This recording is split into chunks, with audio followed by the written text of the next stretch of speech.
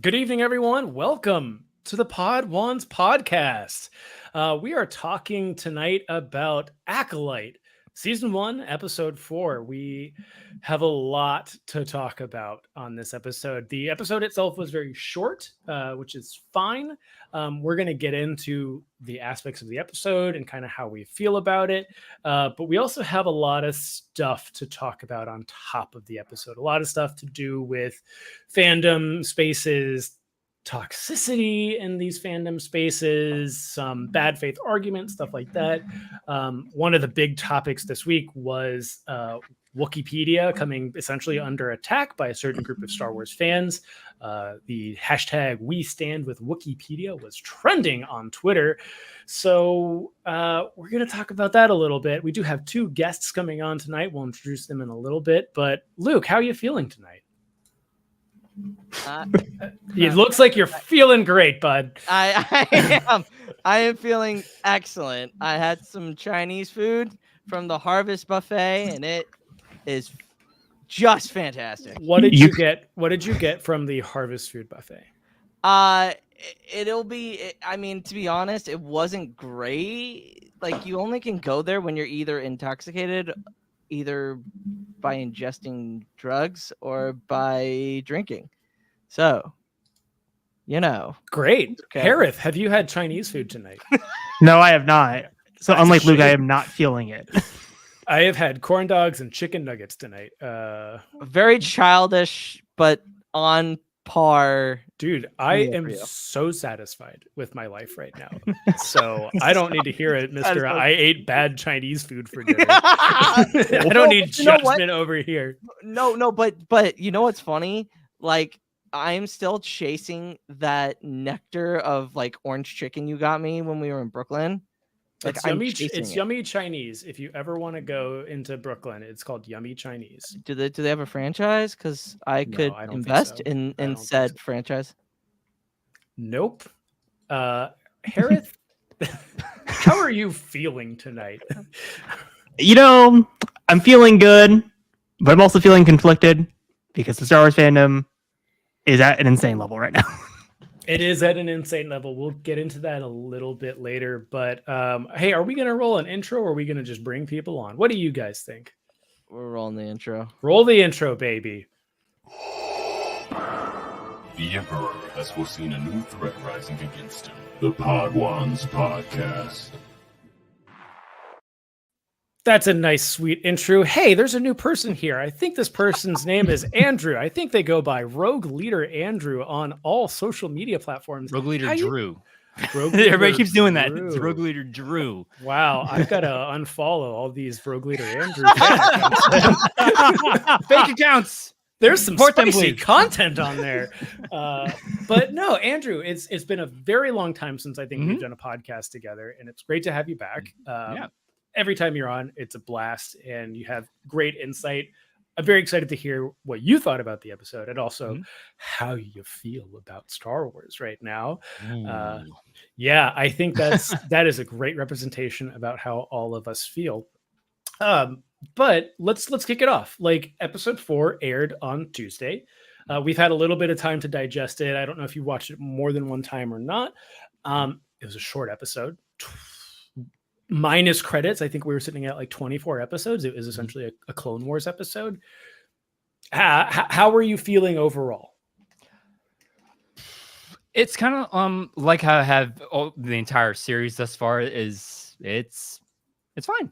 It's not like I'm waiting for it. Like, I'm waiting for something to really like hit me like something like hard in some way, shape, or form. Because like all the other shows had at least a couple of moments or like a story beat. By the time it hits its 4th episode, that it's like, all right, I'm in now. Like, I can't wait to see the next episode. Because like Obi-Wan, the Obi-Wan show, like the first 2 episodes, I'm like, I can't wait for the 3rd episode. What's gonna happen? Andor was like, it was a slow build, but it's like it was enough like that slow burn. Like, I need the next episode to see where we're progressing. This is kind of like, okay, the overall story I'm interested in. It's kind of like the way I feel about the series right now is how my feelings towards like the prequel era movies. It's like I understand the whole story, and it's like this really intriguing story, It's just the execution hasn't. It's like it's falling short for me. They're taking their time for sure. Yeah. Like, Yeah. and And yeah. I've seen a lot of people online, and not to jump the gun on this, but a lot of people saying they wish this was, they're enjoying it, but they wish it was a binge show. Like they would have enjoyed it more if they got it all at once and just were able to watch it. Yeah. And while me personally, I don't like the model, I like being able to sit with stuff, and if I want to go back and rewatch it, I that's what I prefer. But that's also growing up like in the 90s, where you didn't have you had to sit down at 8 p.m. and if you missed it, you missed it. That's me having that mentality. But also like things like Stranger Things have done it very well. I think at the start of the pandemic, Tiger King had everyone gripped by the throat, and that was a bingeable series.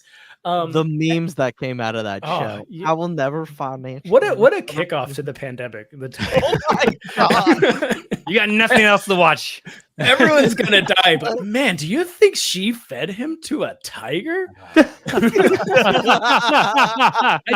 do think because like there are like a bunch of like shows that it's like that would have been better as a movie, or there have been movies where it's like that would have been better as a show. I feel like this show would have served better as like a trilogy, or at the very least 2 movies, because for me like the pacing, like everything that I'm not appreciating about the show is like technical stuff, like pacing, writing, directing, and all that stuff, but everything else, like there's certain performances don't hit for as hard as I wish they would have.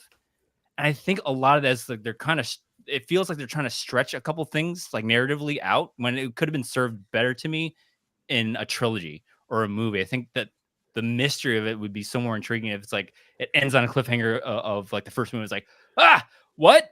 Because like they've tried to hit me cliffhangers on each episode, and the only one cliffhanger that really hit me was this last episode. It's like, whoa, okay, that because it would end so like the first episode when they reveal the Sith Lord, it's like, okay, it was presented in this weird fashion to where it is supposed to be the cliffhanger, but didn't hook me as well as this last episode did. So I think just formatting the story, I think it as of right now, I feel like this series would have been fit more for a movie or a trilogy of movies, if that makes sense. Yeah, I'm gonna say I agree. Because I do have, I'm not gonna say I have issues, but I have like a desire for Disney almost to slow the pace of Star Wars content. I don't think we need as much as we're getting. And, you know, it's great like now, but I'm like, if I really think about it, am I gonna 15 years from now go back and watch Tales of the Jedi? I don't think I will. You know, maybe, but that's what I'm kind of getting at, is like, yeah, I think you're right. Like having this as like a movie, if this would have been a blockbuster event, I think this would have been a cool event. But Charlie, hello, how are you? How you doing? I'm good. How are you? I'm great. Yeah. Real quick, Charlie, how do you feel about episode 4, The Acolyte, so far? You know what? I loved it, except for the fact that I really don't like the abrupt endings. It ends so fast. Like a bunch of Jedi just exploded from the Force, and then it just goes to credits. I'm like, oh, okay. So I made a TikTok about this a couple of days ago, comparing the release schedule and how people digested media to something like Twin Peaks. And Twin Peaks, almost every episode ends like that, where it's just like something crazy just happened and you just rolled the credits. So I appreciate that, and that gets me hyped and prepped for next week's adventure. But yeah, like it is like, I think what Andrew was saying is like, yeah, we're taking our time, where, you know, the pacing is just, it's doing its own thing. But then having that abrupt ending, it's like, oh, okay, I guess we're waiting for episode 5 now. Every single time I hear Chase say Twin Peaks, all I can think about is the sports bar. Okay. Or No. I haven't seen Twin Peaks. I just think it's happening again. Yeah, yeah. No, but like Andrew's points are completely and I'm glad that you bring them up, Andrew, because a lot of people feel like that, and this will kind of, I'm maybe jumping a gun as well as Chase, but like this feeds into exactly what we were talking about in the spaces the other night. We have lost the ability to have a conversation about things that did not vibe with us, but we don't call it bad. By no stretch in the way is Andrew calling the Acolyte bad at all. It's just not vibing with him, and that's okay. It's sad that fandoms now cannot have the capacity to have conversations like we have. You know what I mean? Yeah, I mean, like my personal feelings on the Acolyte is I agree that it's fine. I think it's a fine show.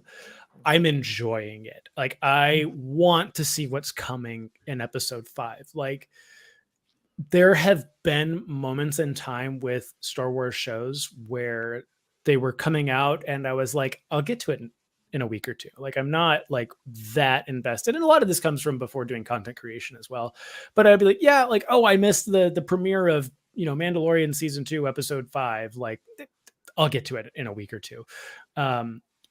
This one, I'm waiting for Tuesday on this one, which I have to give, the Acolyte credit. Like I want to see what's going to happen in episode 5. I want to see like some of my critiques aren't really that is it's like there's some predictability with episode 4 of like these no name, no face Jedi. I'm like, yep, you're all dead. Like there's no way you guys are making that as like, this is, I think we were talking about, this is like Gears of War. Like you wore the helmet. That means you die. The Like red shirt from Star Trek. yeah, like this is, and look, if it's a nod to that, sure, I think they could do it better. But I'm just like, I would be more.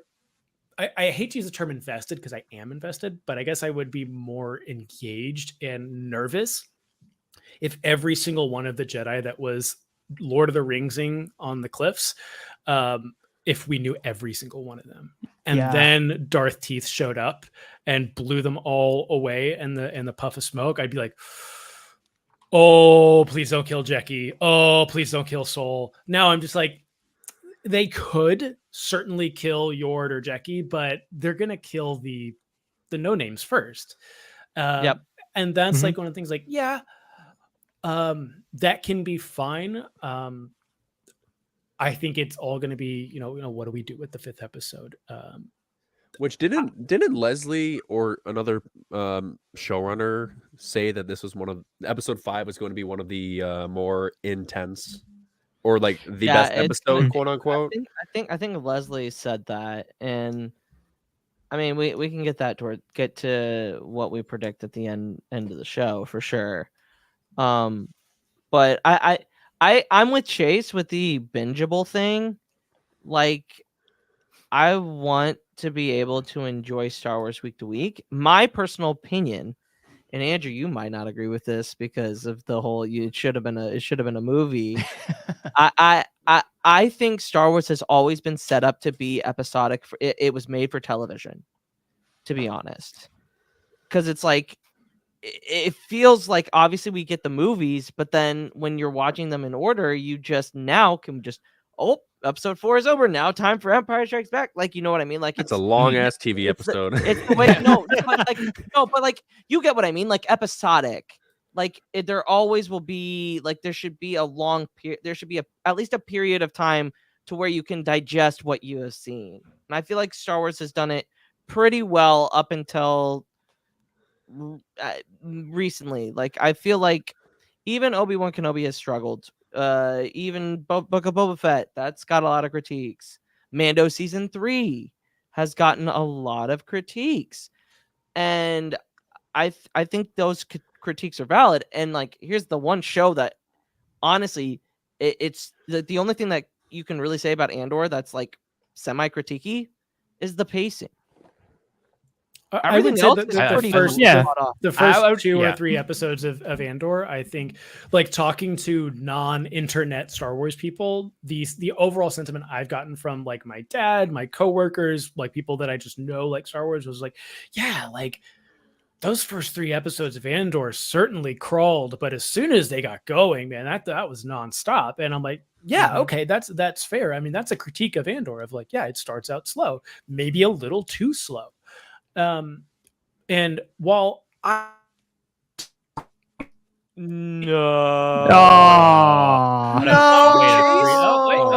There it goes. Did I disconnect? Did I disconnect? Am I Yeah, back? now Briefly, your- now briefly. Your audio, now your Oh, okay. audio and I don't know what's video are going kind on. of off. Oh no, yeah, I don't- but Chase, I totally get what you mean. I mean, for Andor, I mean, the buildup was really slow. This is not your typical Star Wars show that Mhm. because Star Wars is supposed to get you just right in the mix right away. There's supposed to be just intense storytelling and action right away. But for this actually sets up a foundation for what the show's going to entail. I mean, the moment we got to Narkina 5, that was when we understood that the show has got some weight to it. Like, there's some real deep meanings and undertones behind the show, and it was a beautiful way to set up the tyranny in the galaxy and the character of Cassian Andor. So I completely understand why people love the show, but at first, it's just like with the Acolyte. The first few episodes are not. It's not what determines the rest of the show. Mhm. Like, if it were to stop right in the middle, of course there's going to be problems. But that's Yeah, not how television shows work. Yeah, and I've gotten comments in my TikTok section that are very much like, a show should be able to grab me in the first episode, and I think that's totally fair.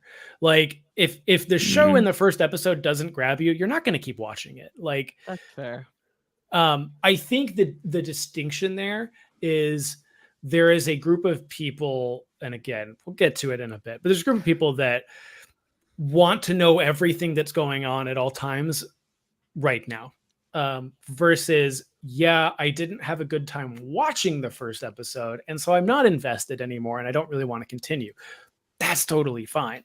But for me, this episode in particular, I liked the meat that was there, but this felt like an appetizer for what we're about to get. If this episode would have been 10 minutes longer, I think we would be in, I think this episode would have been in a better spot. I love the development we got with Yord, where he levels with Osha and is like, I want you to know like how I feel about this, and I want you to know how we feel about you, and that we do care about you, which is like showing that he's not just this rigid Jedi Knight that must always obey the rules and be by the book. This is like a person that has like depth to them and does care. And we see that like they're actually, not only are they a good Jedi by the book, they're a good Jedi by just the concept of what a good Jedi is. And I like seeing that. I do think like the conversation with Jecki and Osha in the on Coruscant was like A little clunky. it felt like a rehearsal almost. That's one of the things, one of the underlying problems that I've had, not problems, but like issues, critiques that I've had with all the episodes. It felt like, especially that conversation, it felt very, I hate to say the word basic, but it felt very like by the books for filmmaking. It's like, here's the reverse shot, here's her reaction, here's the wide, here's like, there was no like flow to the editing. Like, okay, Osha says something, Jackie says something, here's her reply, here's the wide, so you know they're both leaving. Or it felt very like by the books filmmaking, if that makes sense. Like, there's certain risks they're taking with certain beats. Like, we'll get to it. Kiarimani's in the episode. Spoilers. Why is he there? We don't know yet. So that's a risk they're taking with the narrative to explain something else within the lore. I just wishing they would take more risks like that within like direction in the editing, and because some of the performances for me have felt really flat. Like, especially episode 3, the kids in film, kid acting is a little pet peeve of mine. Like, not my cup of tea. I don't really like kid actors in things, but like when kid actors do it well, it's very impressive. But it's very rare. Yeah, it's very rare to find a kid actor that will like, oh my god, that was fantastic. They carried the movie. But for the most part, kids, they're kids. It's just the nature of the business, the nature of acting. Especially in that, it was very like, I want to be a Jedi. Okay, that might have been the first set. Can we give it something else? I want to be a Jedi. Okay, cut. We'll take it. It felt very like that. Like, we got it, guys. Move on. So it's just a lot of these performances, especially from certain like Soul. Love his performance. Love a lot of stuff. Some like the language barrier. It kind of gets in the way sometimes for me, where it's like I get what he's trying to say, but like, you know, English is not his first language. You actually had to learn more and Yes. perfect his English just for the show. Yeah. And in certain instances, it kind of shows. And it's just Yeah. small little issues here and there that like it doesn't ruin the show for me, but it's just like I want a little bit more of it. If like I was telling you guys backstage that like I have a couple of like things I was thinking of like talking points. If Yeah. this show was an ice cream flavor, it's vanilla for me right now. You know what I mean? You put a bowl of vanilla ice cream in front of me, I'm not gonna say no. I love ice cream. I love Star Wars. I'll watch it. The one thing I'll say just about not- Masters, yeah. the one thing I'll say about Master Soul's accent is I agree. Sometimes it's a little, Yeah, when like he's talking, you have to focus because, Yeah. like you said, it's not his first language, Mhm. and there's just going to be that barrier. But what I do like about it is it almost enriches the galaxy because Yeah, that's a great point. we have had American and British accents. Hey, we had a hey, Boston accent. almost Don't forget about Bill Burr. we do have a Boston accent, which Boston, is yeah.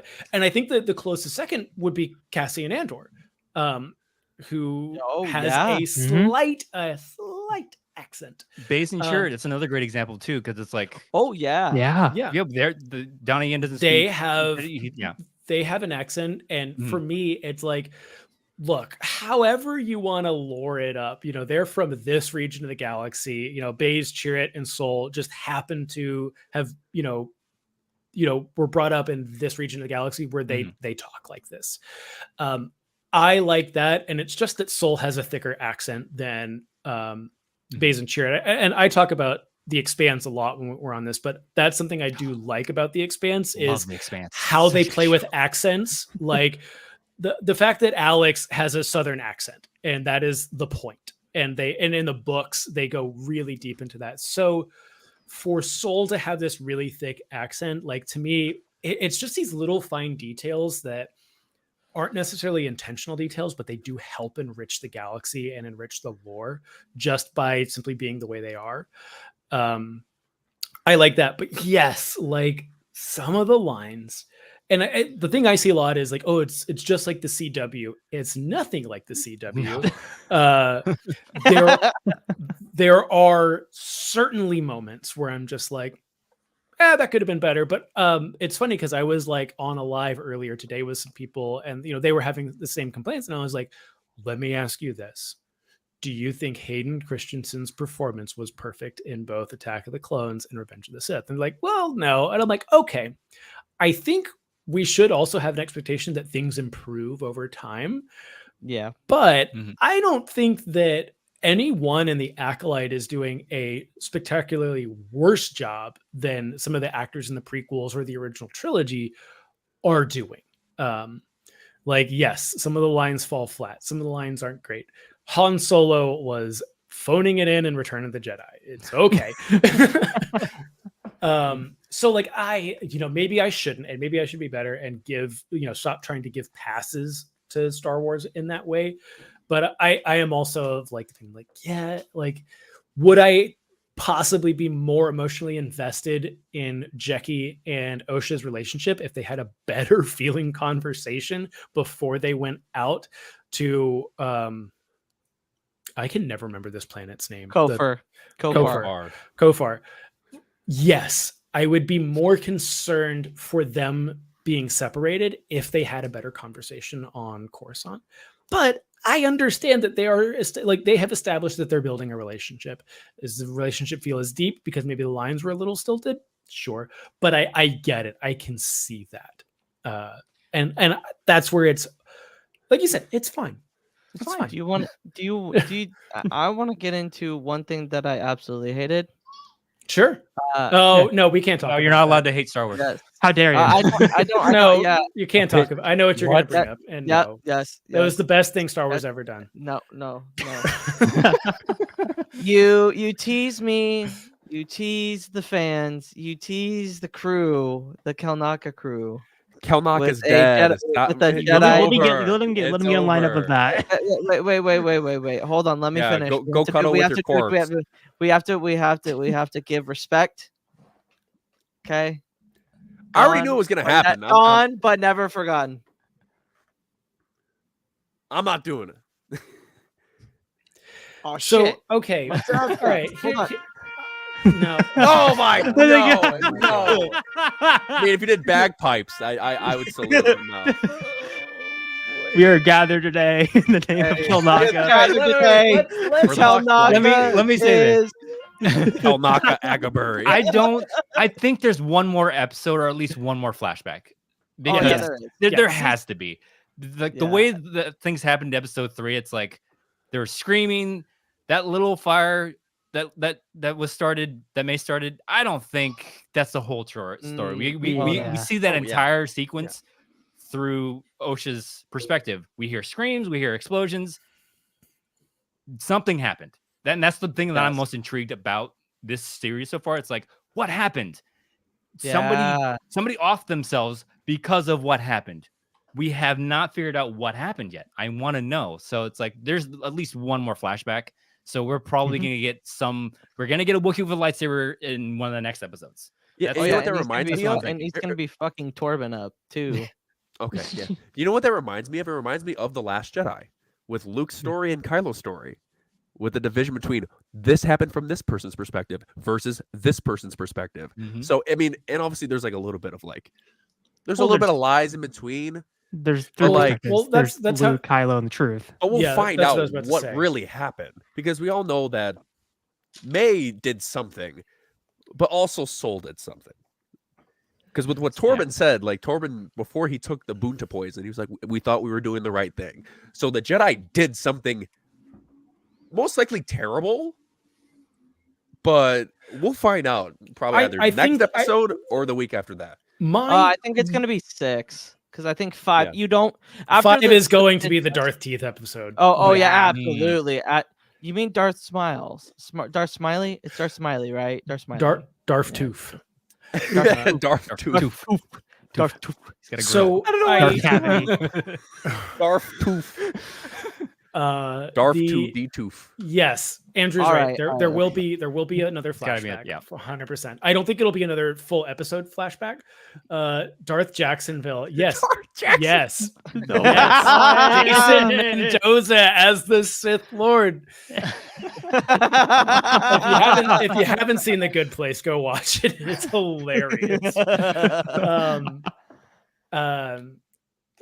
But anyways, like the one thing I do see happening, and I'm also going to base this off of Leslie Headland and kind of how they have wanted to incorporate a lot of aspects of their life and their viewpoints into the Acolyte, and I think they've been doing a really good job of it. I think you will have the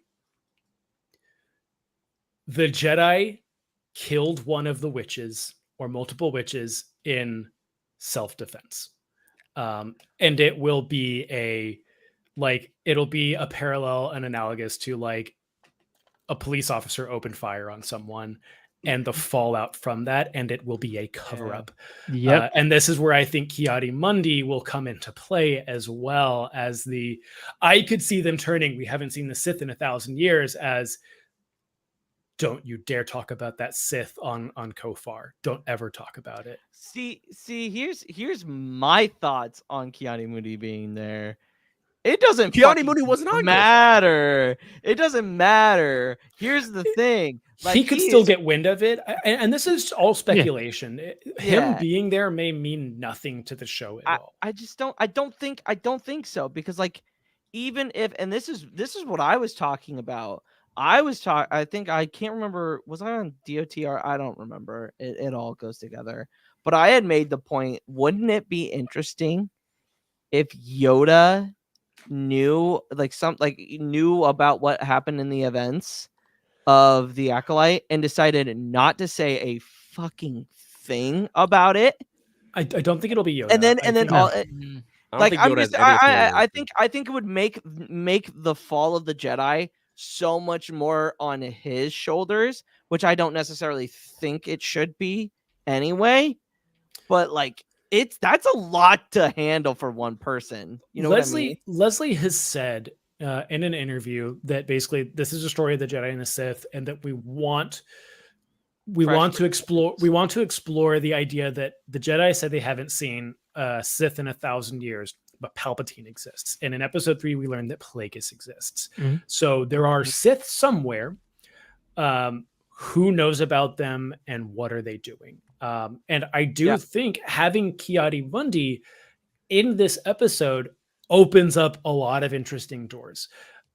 Because like I said, he may see something, he may get wind of something, Mhm. and he may feel like, I think that this is one of those things of like the way that, you know, the Clone Wars has changed how we view even lines from the original trilogy. You know, the how the Kenobi show has changed the impact of A New Hope, and how Andor Return of the completely Jedi. changes Rogue One. Like Sorry, they completely derailed our trains of thought. Amazing. Thanks, Petey. Amazing. Thanks, Petey. But Give me a no, like I do think that we have the opportunity to have someone like Ki-Adi-Mundi not behind, but hiding something. Like when he says we haven't seen the Jedi in 1,000 years, we now will know he's hiding something. And like, oh my God, the Jedi could have stopped this, and Ki-Adi-Mundi fucked it up. But now, Mitch, here's the thing. Here's the thing, though. that Oh, people here don't- we go. Here we go. Here's where the fun realize that- begins. Okay, so the whole meeting between Ki-Adi-Mundi, Holden, Sol, Vernestra was about this assassin that's killing Jedi that's on Kofar. They have no implication at all that it's Sith. Mhm. And they're like, we got to find her master. And they're suspecting that a Jedi trained her. But Yeah, it was the Sith, Splinter. the Sith do not cross their mind. The Sure. Sith do not cross it. And also, Ki-Adi-Mundi was not on Kofar. Like, Ki-Adi-Mundi Yeah, wasn't yeah. there. Yeah. You're right. He's not there now. And what I'm saying is we have a lot of avenues we can go down. I personally think he won't know.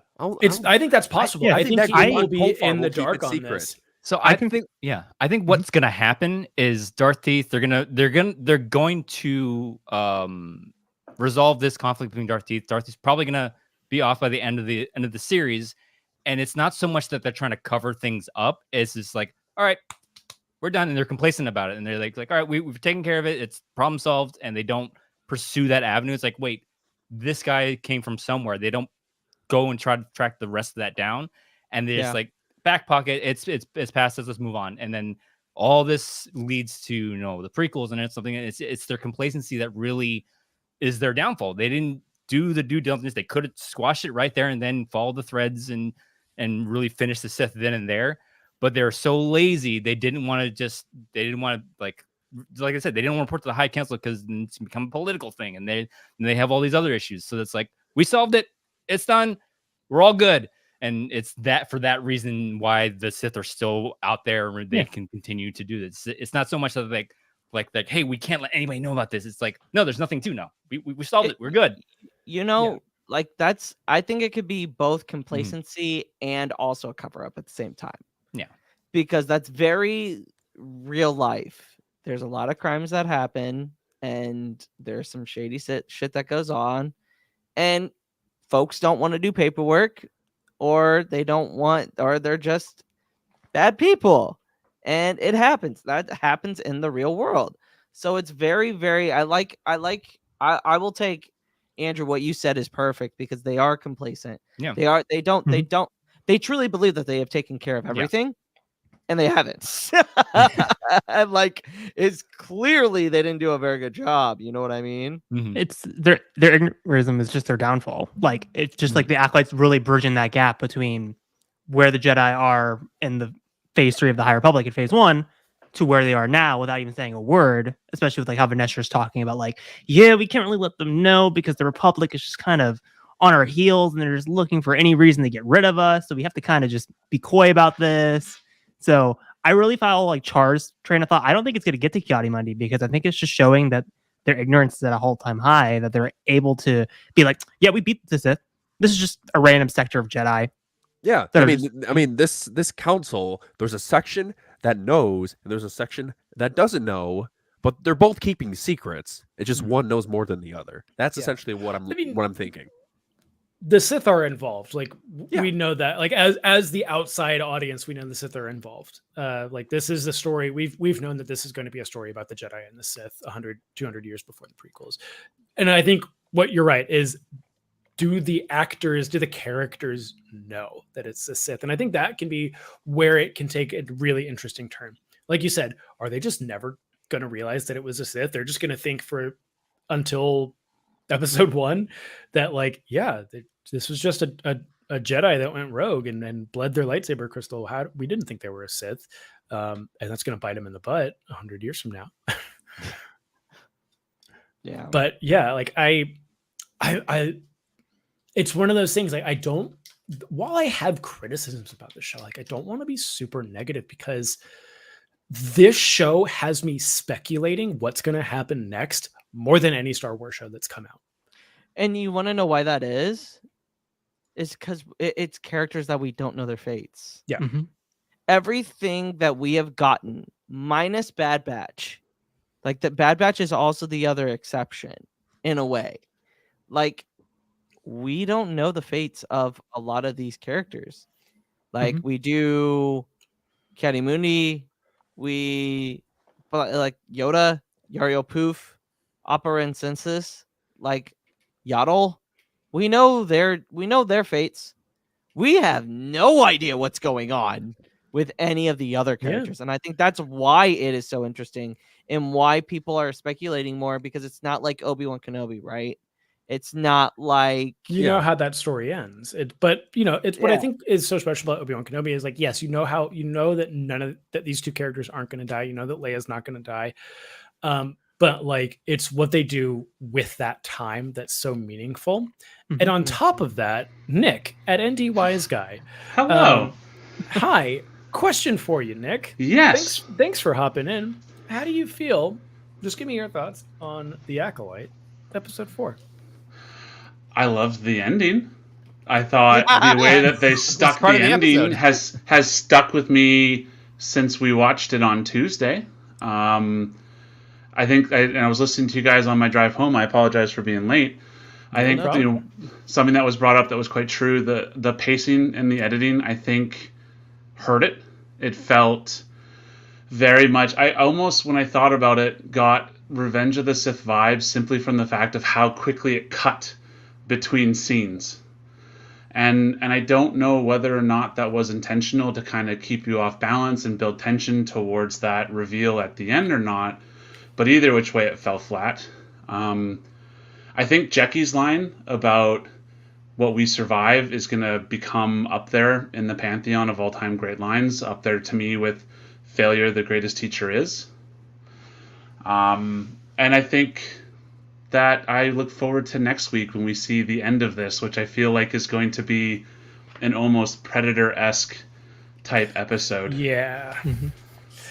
I'm excited. I'm very excited for that. I feel like I've said it a couple times. Like, the episode to me, and I've talked about, like, Rise of Skywalker, is my biggest problem with Rise of Skywalker was it wasn't longer. Like, I liked the content of Rise of Skywalker just fine. I enjoyed it. It was emotional. I had a great time. I wanted so much more out of that movie. And this is the same thing with this. And I'm not even talking about, like, the Darth T stuff. I'm talking about everything before then. I wanted more of that. I wanted more interactions on the ship. I wanted longer discussions on Coruscant. When Yord is talking to Osha and opening up, I wanted an interaction there. I wanted, like, more, like, diving into each of those characters of, like, hey, this person's the by the book Jedi and is opening up to me. I need to open up to them because I left the Jedi Order, and this is a moment for us to connect. And I think it will be one of those things. Like, look, God protect sweet baby Yord. If he gets off to the next episode, like, I'm going to be really sad. But it would be way more sad if there was a little bit more emotional weight to that character starting to open up. And I don't think that's going to happen, because I think them letting him open up lets in the floodgates of him really stepping out of that shell of the I am the perfect by the book Jedi. Like, The Acolyte, as Andrew said, is fine. It's fine.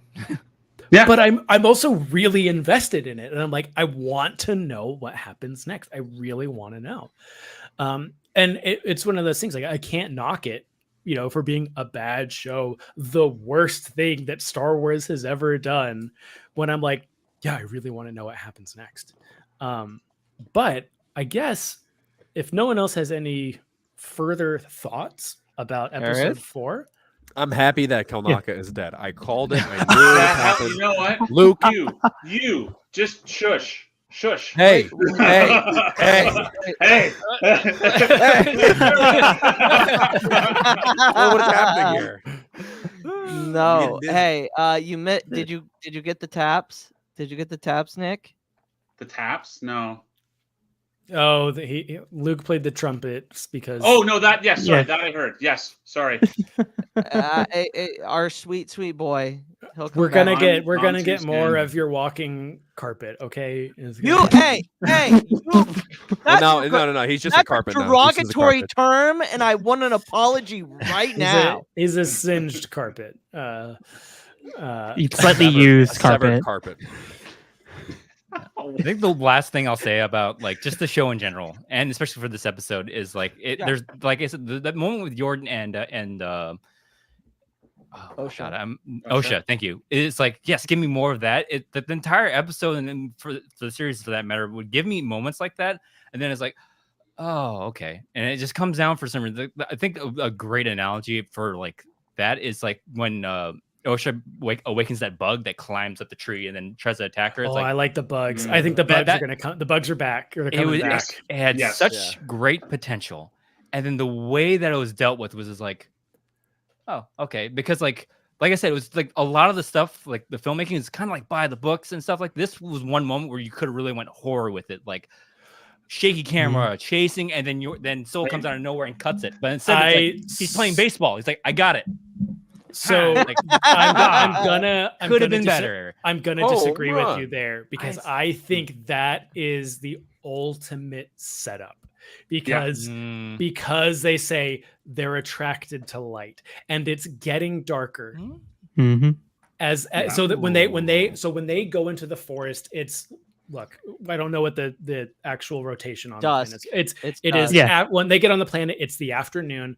When they get to the bug trees, it is late afternoon. And when they get to Kalnaka's hideout, it's getting dark. It's not quite dark, but it's getting dark. Yeah. Those things were wrapped around the tree in the daylight, and they had their heads tucked in. And when the only thing that took it out was Osha touched it, and that sent the thing flying. And I think they are going to have to fight Darth Teeth in the dark. And anytime they turn their lightsabers on, the bugs will come for them. Yeah. Oh, I had the Yeah. same thought. There was way too Look, intentional for them to say- it could not happen. This could have just been, like you said, it could just have been another moment where it could have been cool and goes flat. I think that's how they're setting the next episode out. This is going to be because when we saw the trailer with like the lightsaber spinning and through the trees, which we can assume is Kofar at this point, it's dark. Mhm. And that, I think, is going to be a moment of Darth Teeth is keeping their lightsaber off, and the Jedi have to keep their lightsabers off, or else they're going to get swarmed by these ferocious bugs. And now they have to fight each other in the dark. Is it going to happen like that? I don't know. The way they're setting it up, that's how it feels. Yeah, I just wish I'm crossing my fingers when all of a sudden on this entire series is done, the payoff, it will help forgive all of like all the issues I have with like the pacing and everything, as long as it leads to somewhere that's like, oh, that was so worth it. That was so worth it. But like, that's what I'm hoping for. I think that episode 4, and like I said, I liked the meat of the episode. I enjoyed what we got. I wish there was more of it. I'm hungry for more. I think what Nick said, they stuck the landing with that episode. That ending was incredible.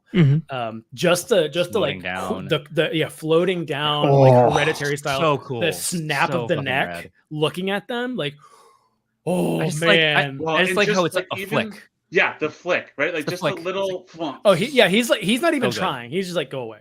Like, I don't need you. Like they, will it happen? I don't know. We're going to find out. But they stuck the landing with this episode. I think they're going to stick the landing with the show. I think this show.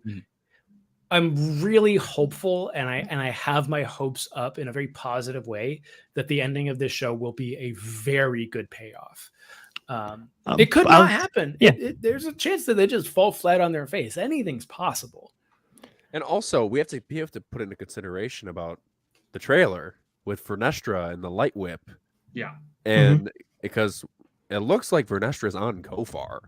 So Yeah, she's something definitely on might Kofar. like have reached her, or maybe she has like a premonition, but something's gonna go down on Kofar in this next episode or two. But I am so there's one more thing I do want to talk about before we get into the whole fandom side of things. Is I know this was a bit of a talking point with the episode, but minus obviously the fandom stuff, was May's sudden turn, like from like, oh, I'm gonna like go on the kill list, I'm gonna kill Kalnak, I'm gonna kill Indara, to I'm gonna help my sister with like barely any meat in the episode itself. It was like a very flip of a switch type of thing, where it's like that could have been like, you could say there was like 10 more minutes. That's the 10 minutes I wanted to see more of. It's like what made May flip that switch. I think Jason and I have the same thought here. I think maybe I don't know, because I think the reason it feels like that is because you haven't seen May in 2 weeks. That's true. Because if you look at the end of episode 2, May is like, whoa, Osha's alive? Like what there is a lot of look, stilted acting aside, I think that Amanda Stenberg's facial delivery, I think that her delivery of the lines as May saying, draw your weapon, attack me now, is very intentional. I think she doesn't want to say this, and this is what her master is telling her to say. I could be wrong. But I think that her reaction to seeing Osha in episode 2 was the light switch. And the fact that we had another 40-minute episode where they were kids, we haven't seen them in 2 weeks. So now it's kind of like, your last impression of May was that she was super mad at Osha because she wanted to go join the Jedi. That was our last visual, sight of May as a little girl. And now, I want to go back and watch episode 2 and then episode 4 back to back. Yeah, because I feel like that'll be a smoother transition. But to your point, I would have liked to see a little bit more internal conflict with Kamir and a little bit more frustration with Kamir, and being like, you need to come clean with me on some things. And, and Kamir having resistance on that, blah, blah, blah. I think there was opportunity for that. So I'm not saying you're wrong. Yeah. But I think it's fine. But Nick, I think you might have had a different. Well, no, actually, I was fairly to me, coming out of episode 3, it felt jarring. I agree with you, just because there wasn't anything there and it just happened. But in episode 3, I think something that came through really clearly for me was that May's priorities was her family, whether that was the coven or that was her sister. So for me to have her, like you said, I mean, I can only imagine the mind trip that was to have been brought up from whatever age they were in episode 3 on the belief that not only that your sister was dead, but that the Jedi killed her. Because it feels very strongly like that's what her belief is that the Jedi were at fault for what happened to them. And then to see her sister alive and well, to me, that loyalty comes back into play and becomes that first point. And I felt like episode 3 kind of hammered that a bit. So it didn't feel as about face for me, I guess, in that sense, because I thought that episode 3 kind of laid that framework a bit. Yeah. Yeah. So I completely understand that, because I mean, in Star Wars, people have change of hearts all the time. Like with Vader, that's like one of the most standoutish things. Like, you think someone is evil, and the next thing you know, it's like, okay, well, this is more important. Son. No. But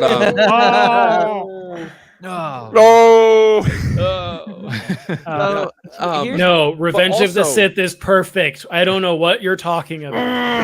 No, I'm talking about the additional 99% Jedi. Yeah, I knew that's where he was going with. Yeah, if you didn't have enough, we're gonna special editions it in for you. No, but also at the same time, you have to think, what exactly was Osha trying to get out of this? What was the end goal She for was- her doing these tasks for Darth Teeth? You Teeth. mean May? May? Lord May. Smiley. May. That's right, They're yeah. twins. I'm sorry. I get confused. I will I'm sorry. say in episode 3, especially now, I like the dynamic because I've known several twins throughout my life, and like this whole idea with Osha, like I don't want to share with you. That's a complete valid criticism because like sometimes twins they like, oh, you look exactly like her. You have the same feelings, same thoughts. Like not really. We're two completely different people. That I look want alike. different things other than, and like all the twins that I've known in my life, they're very different people.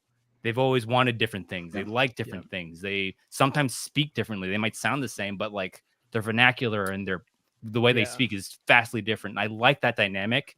It's just sometimes like throughout the episode, their motivations don't come through very like it's very rushed. Like at the end of episode 3, it's like you, I don't want you to go, so I'm gonna kill you. It's like, whoa, that was quick. That was very quick. It was very quick, but I do really appreciate that dynamic of like twins, and one of them doesn't want the same things. Two things. I did learn that a majority of twins, they don't know who actually the right one is. Like it's very common at some point for twins to, like, if you have like twin 1, twin 2, like especially in like early childhood, like infancy, like they can get switched, and like you don't, like you'll start calling one the other one, and it's a totally different Just call one. Call them both Boo Boo. Yeah, like just using May and Osha as an example, like when they were little babies, there's a chance that like, you know, they birthed May and they birthed Osha and they kept track. At some point they could have gotten mixed up, and then the parents just grew up like, it's like, oh yeah, May always had a mole right here. Yeah, for sure. And they never had a mole right there. Like, I'm one of 3 boys. My mom and my dad get us confused all the time, and we're all in our late 30s now. But you're right. Like the I'm gonna kill you is very sudden, and the one thing I think in this show like could benefit from was if every conversation was just 30 seconds longer. Like just let these are new characters. We've never met them. Let them grow. Let them be who they are. Don't let the tension breathe. Like, and this was like one of my big criticisms. This was my criticism of Light of the Jedi. I like that book a lot, but I'm like, who are these people? I want to know these people. Like, you just told me something really cool about Avar Chris, and now we're talking about this guy who's trying to build a satellite array. Like, what's going on? Come on. I don't care about that guy. Tell me how hot Elzar Man is. Let's go. Yeah. And I think, and this kind of goes back to my original criticism of the High Republic's launch was, I'm not super invested into like all the stories of the High Republic. Nick and I have talked about this on before, but like, I wish something like the Acolyte would have come out 2 years ago, where we would have gotten a visual representation of the High Republic earlier on. And maybe that could have been animated or something like that, so that we were more familiar. And then we did have these stories to establish with these characters that we'll need to breathe as much. We understand the High Republic, especially for people who haven't read all the books and all the comics and all the young adult novels and all that stuff. Because I think there are people who are genuinely confused with why the Jedi behave the way they do, why they dress the way they do. And I think that is almost a segue into the reaction that the Acolyte has been getting and how some people have addressed concerns of like, why are they wearing white and gold? I have never seen a Jedi in white and gold. I've always seen them in brown and tan. This seems very off to me. And then, you know, you usually talk to someone like, well, this is the High Republic. This is the height of the Jedi. They have temple robes and they have mission robes, and they change between the two. And it's just a tradition thing. I think it's love great. That idea. I think that idea. It's great. Yeah. But from an outsider, right? When have we ever seen a Jedi in white robes? Like outside of like Ahsoka at one point. And I see that as a maybe they didn't do enough to establish the High Republic. And again, this could be a whole conversation on its own that Nick and I could have. We won't go into it, but on the flip side of that, you have what I would just call these levels of extreme bullshit. Like, just like there's extreme bullshit. Holy fuck. And I feel dumber reading this comment. Like, this show has had a reaction that I could have never anticipated from anything. Like, I am beyond blown away by not people just disliking the show. People didn't like Book of Boba Fett. That's fine. They're wrong.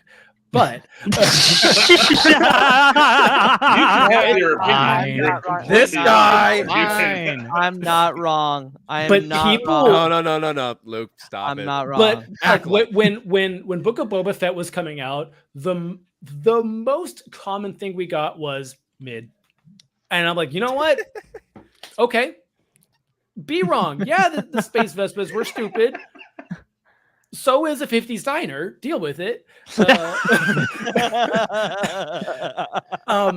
But like the reaction to shows not living up to expectations, like you would get, they destroyed Boba Fett. I can't believe they destroyed Boba Fett. But then like they moved on. Like people moved on. And with the Acolyte, we are getting people who are saying that it's lore breaking, saying that it destroyed the legacy of Anakin Skywalker.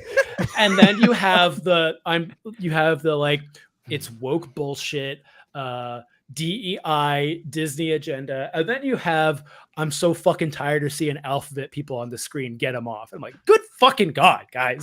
Like, it's all insane. cope. It's nothing actually wrong with the show. It's just cope and just personal opinions about just like oh my God, why is this person here? It's just different. Like it's not. It's like this is Star Wars. Well, not everyone is going to be white men. Okay, But I mean, it's rooted in a and I'll say it. It's rooted in a hate that has propped up and become bigger since the Phantom Menace, since Jar Jar Binks showed up.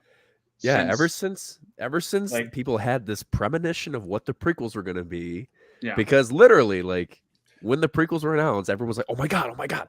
They already had the movie in their head, and when it wasn't lived up to, they blew the up. Phantom Menace was introduced. We've all talked about this to varying lengths over the past 4 weeks, but Andrew, how much have you, being a Star Wars content creator, how have your comment section been? How have you been reacting, and how have you been feeling with the reaction of the show? So I told you guys backstage, I purposely don't react to things on the internet anymore. I don't invite. If the second you put your opinion out there, it's inviting a certain crowd. It's inviting. So since the last thing of me reacting to something Star Wars is probably like 4 years ago, 3 to 4 years ago. I stopped doing it because I'm focusing on other things that I know people want to see, that I know that makes me happy. And I don't want it to go through that mode because like I'm the most forgiving Star Wars fan you will ever meet. Like I have my gripes with a couple things here and there, but for the most part, there isn't really anything in any era that I'm like, no, fuck that. I hate it. I just don't, because like I've loved Star Wars my entire life. And for the people, it's like, oh, you're just a Disney shill, you're a Star Wars shill. It's like, you can call it what you want, but I love it. The only thing that I can say to sort of like to get it across to people's heads about how I feel about Star Wars is like, I love Star Wars like I love a loved one. You know what I mean? Like, I don't just love my wife some of the time. I don't like, oh, when she does this, I always love her, no matter what she does, no matter what my kid. I'll always love my kid. I will always love my wife. I will always love Star Wars. That's how I feel about this. And when somebody comes at you with like, oh, it's bullshit and all this negativity, it's like my gut reaction is to defend it because I love it like a relative. If somebody comes up to me and starts talking shit about my wife or my brother or my kid, the immediate gut reaction is, no, fuck you. Like, why are you saying that? Like, I want to defend it.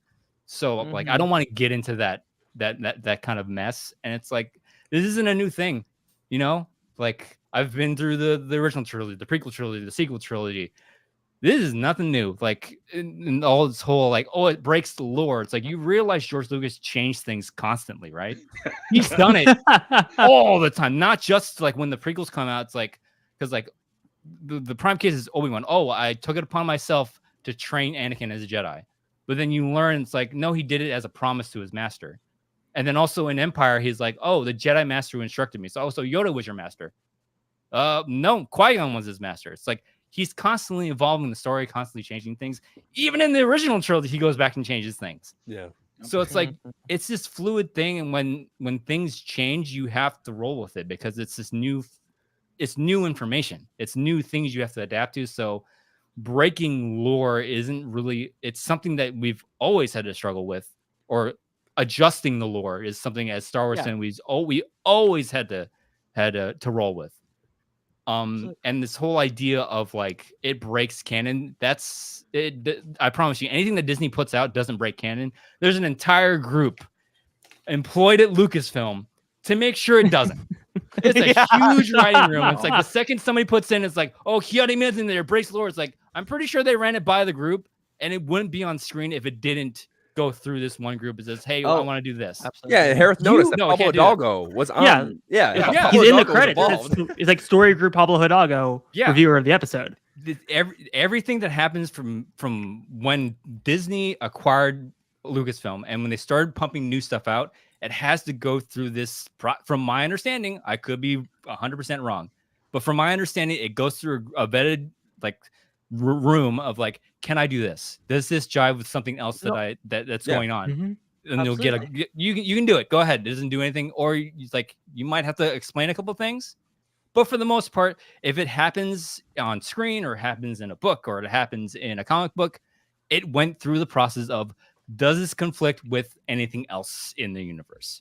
Yeah, absolutely. So, and that's always, I mean, here's the thing, guys. Like, I'm pretty sure Leslie Headland was asked if Yoda was going to be in the show, and she straight up said, no, I don't want to see him in the show. He's not in the show, nor would they let me use him. That, if I remember correctly, that was said. She straight up said, they told me I could not use Yoda. Which is there you go. Consistent with the High Republic. In the High Republic, Yoda is mentioned, but he makes the odd cameo appearance and then fucks off to go do whatever it is he's been doing for a few hundred years. He's chewing on his cane that gets him high. He's just training younglings, you know? I do like this video that Alex Star Wars Explained put out of like how Yoda is like, oh, I've been training Jedi for 800 years. And it's like, well, according to the math of your species, Grogu's 50. And so within the next 50 years, you become cognizant. You can teach kids. It's like, he's that uncle or that grandfather like, oh, in my day, I had to walk for like 50 miles. And every time he says the story, the miles gains like, oh, I worked 60 miles. 100 miles. When I was your age, I ate nails for breakfast. Yeah. But I think not like you're spot on, like kind of like it's been going on. It doesn't break lore. I think there's a lot of people, and what's interesting is I've talked to a lot of people like on TikTok live and stuff like that. And the thing that I've noticed is that the people who are willing to vocalize, like literally with their mouths, their issues with the Acolyte, they're willing to hear another perspective. And when you lay things out for them, like, okay, I totally get it. Like you have issues with A, B, and C. Well, what about over here where we look at X, Y, and Z, where it's basically the same thing? I'm like, oh my God, I never thought about that. Oh, I should go rewatch that. And I've had that happen multiple times. And I've seen it with different creators' lives and discussions, like actual discussions, not TikTok comments, where people are willing to have an open mind. And as long as people are discussing with them, not talking at them, et cetera, people are more open. And I think that's really refreshing to see. But the going into any one of like our friends' TikTok comment section it's a cesspool. It's a nightmare. And you're right. A good portion of these comments it's disrespecting lore. It's disrespecting George Lucas. And I just look at these as misinformed, misguided takes that were most likely regurgitated from some YouTube grifter. Like, let's be real. But the other stuff that I've been seeing is just these like no nonsense, no substance complaints, like bad writing, like stuff we've been seeing forever, like bad writing, and then you go, what's bad about the writing? Elaborate. Radio silence. Yeah. Or it's another boilerplate point. It's bad writing because of forced inclusion. Oh yeah, It's like, or bad like bad or- those are or- very is it- different things. Or like, yeah, it's just super. Why is it bad writing? Like, The they chant can't was so explain. the chant was so cheesy. Okay, cool. That lasted for 8 seconds. So What my, else? Give me something else. It was a little cheesy. It was a little like It was super cheesy. I did have a But like all a, witchcraft is kind of but- cheesy. yeah, but move on. It happened. Just move on. That goofy. wasn't the It's goofy. crux of the episode. Yeah. That was a 10-second sequence. so then here's my question. What's up, guy? Oh, yeah. Are the, how dare you Wolf call me Council woke pep? woke? Yes, yeah.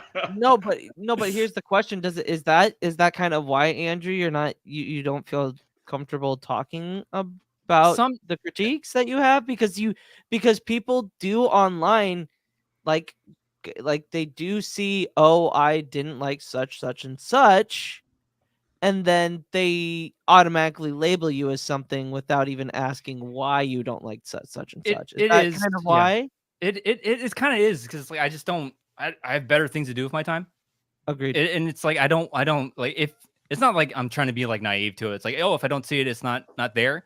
It's just I don't want. I've I've 100 different things I got to worry about, and like I just don't want that on because like I that happened to me with Obi-Wan, where I posted in my stories about like because oh my god, if Andor was like that slow burn like spy thing, Obi-Wan was the emotional like break my heart type of story, and I posted about it on my stories, and I was like, it was me teary-eyed after watching the entire series. It's like, God, because he's my favorite character, and like it's like such a deeply like emotional story.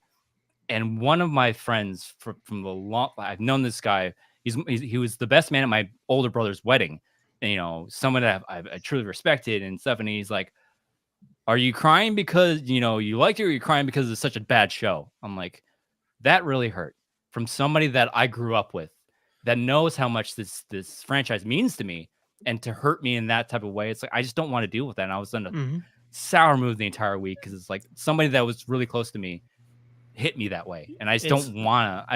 And plus, when I do stuff like commenting and commenting on Star Wars, doesn't get the views. Nobody cares, so it's like, might as well don't bother. It's wild you said that because I have like an almost identical story because like I have a friend from a long time ago like doing like touring and doing band stuff with them, and we were both like really into Star Wars, and we would talk about Star Wars, talk about KOTOR. This was before the sequels even came out, and I had posted something on my story of like, hey, if you want to talk about Star Wars, blah, blah, blah, blah, just let me know. And he was like, I'll talk about anything but Kenobi. Star Wars is dead to me after that. And I'm just like, Huh? like the two of us had conversations about how the prequels were so treated, how unfairly the prequels are treated. And like you're not a real fan if you don't like the prequels, that being the only thing visual that we had. And just like, he was really into the Clone Wars and I wasn't. And we were like, he's like, I totally get why you're not into the Clone Wars. And I'm like, I totally get why you are. But it's like, not for me. And then to have that turn, I'm just like, what happened? What happened? Like, I think it's so ironic, Andrew. I think it's so ironic, Andrew, that George Lucas's favorite Disney project that has come out in the last at least for Disney Plus is Obi-Wan Kenobi. And I think it's funny. I think it's funny how a lot of people just absolutely hate it, and it's so ironic because it's the same people that hated the prequels. It's well, here's the thing: when you look at something like Obi-Wan Kenobi, Book of Boba Fett, these are characters that have been around for almost half a century now. And everyone has their own opinion and own feeling about who that character is, what that character is about, and how that character should be portrayed. And some people will believe that Obi-Wan is Alec Guinness through and through. Some people will believe that Obi-Wan is Ewan McGregor. Some people will believe that it's James Arnold Taylor. James Arnold Taylor. And we'll have these theories of how that character behaves regularly. And then when you step outside of that, they kind of freak out. We saw this with Last Jedi and Luke in with that. Yes. And I had a conversation with a guy about it. And I'm like, let's go through his character arc in the original trilogy. And then you tell me, when I tell you all these character beats, if you still think that the representation of Luke in The Last Jedi was a bad one. He's like, well, now that you put it that way, I feel stupid that I said it. And I'm like, I'm not here to make you feel stupid. I'm here to just like give you a different perspective. But what's baffling to me with the Acolyte is no one knows who Soul is. No one knows who May and Osha are. You have no reason to be upset of how these characters are being portrayed. They have no connection to Anakin Skywalker whatsoever. Y'all don't actually fucking care about Ki-Adi-Mundi. Let's be real. And I knew that we were going to get woke bullshit out of this show. Like that, the writing was on the wall when the cast was revealed. Like, Yep. Yeah. And it's like it or not, that's just the sad reality we live in, is that you put a black woman as the main character of the show, and that's just going to upset some really ignorant people. And honestly, fuck them. Like, they cannot enjoy the show. I really don't care. Like, their opinion doesn't matter to me. But the lengths that people have gone to hate this show is beyond disheartening. And kind of maybe even to pivot is with Ki-Adi-Mundi, the edit that was made on Wikipedia because of the new canon riled up a fan base and sent death threats to let's be real, the volunteers of Wikipedia, who are not employed by Disney or Lucasfilm, getting sent death threats because let's like fucking clip this. They changed the birth date of Ki-Adi-Mundi based on a canon. Well, reference. but they didn't change it because it was never canon. Correct. The birth date came from Legends. A card, from a trading card from like that was considered 2005. Legends. Correct. And the thing was, they were on the Legends page, not the canon page, the Legends page, and then we're getting mad at Wikipedia. Let Andrew cook. Let Andrew cook. He's ready. He's ready to go. I've heard another side of this, but Andrew, go. Okay, so for those who aren't familiar with Wikipedia, it like you said, they're volunteer run.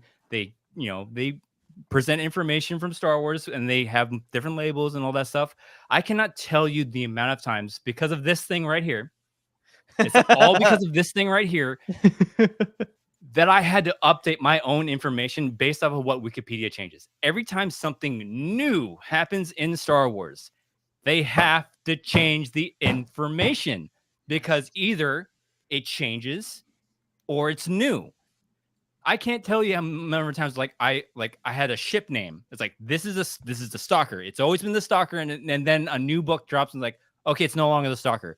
Why is it no longer the Stalker? Because the book this says this. Oh, it's now the Avenger. Well, fuck me. Now it has to be an Avenger in my head. Okay. Oh shit.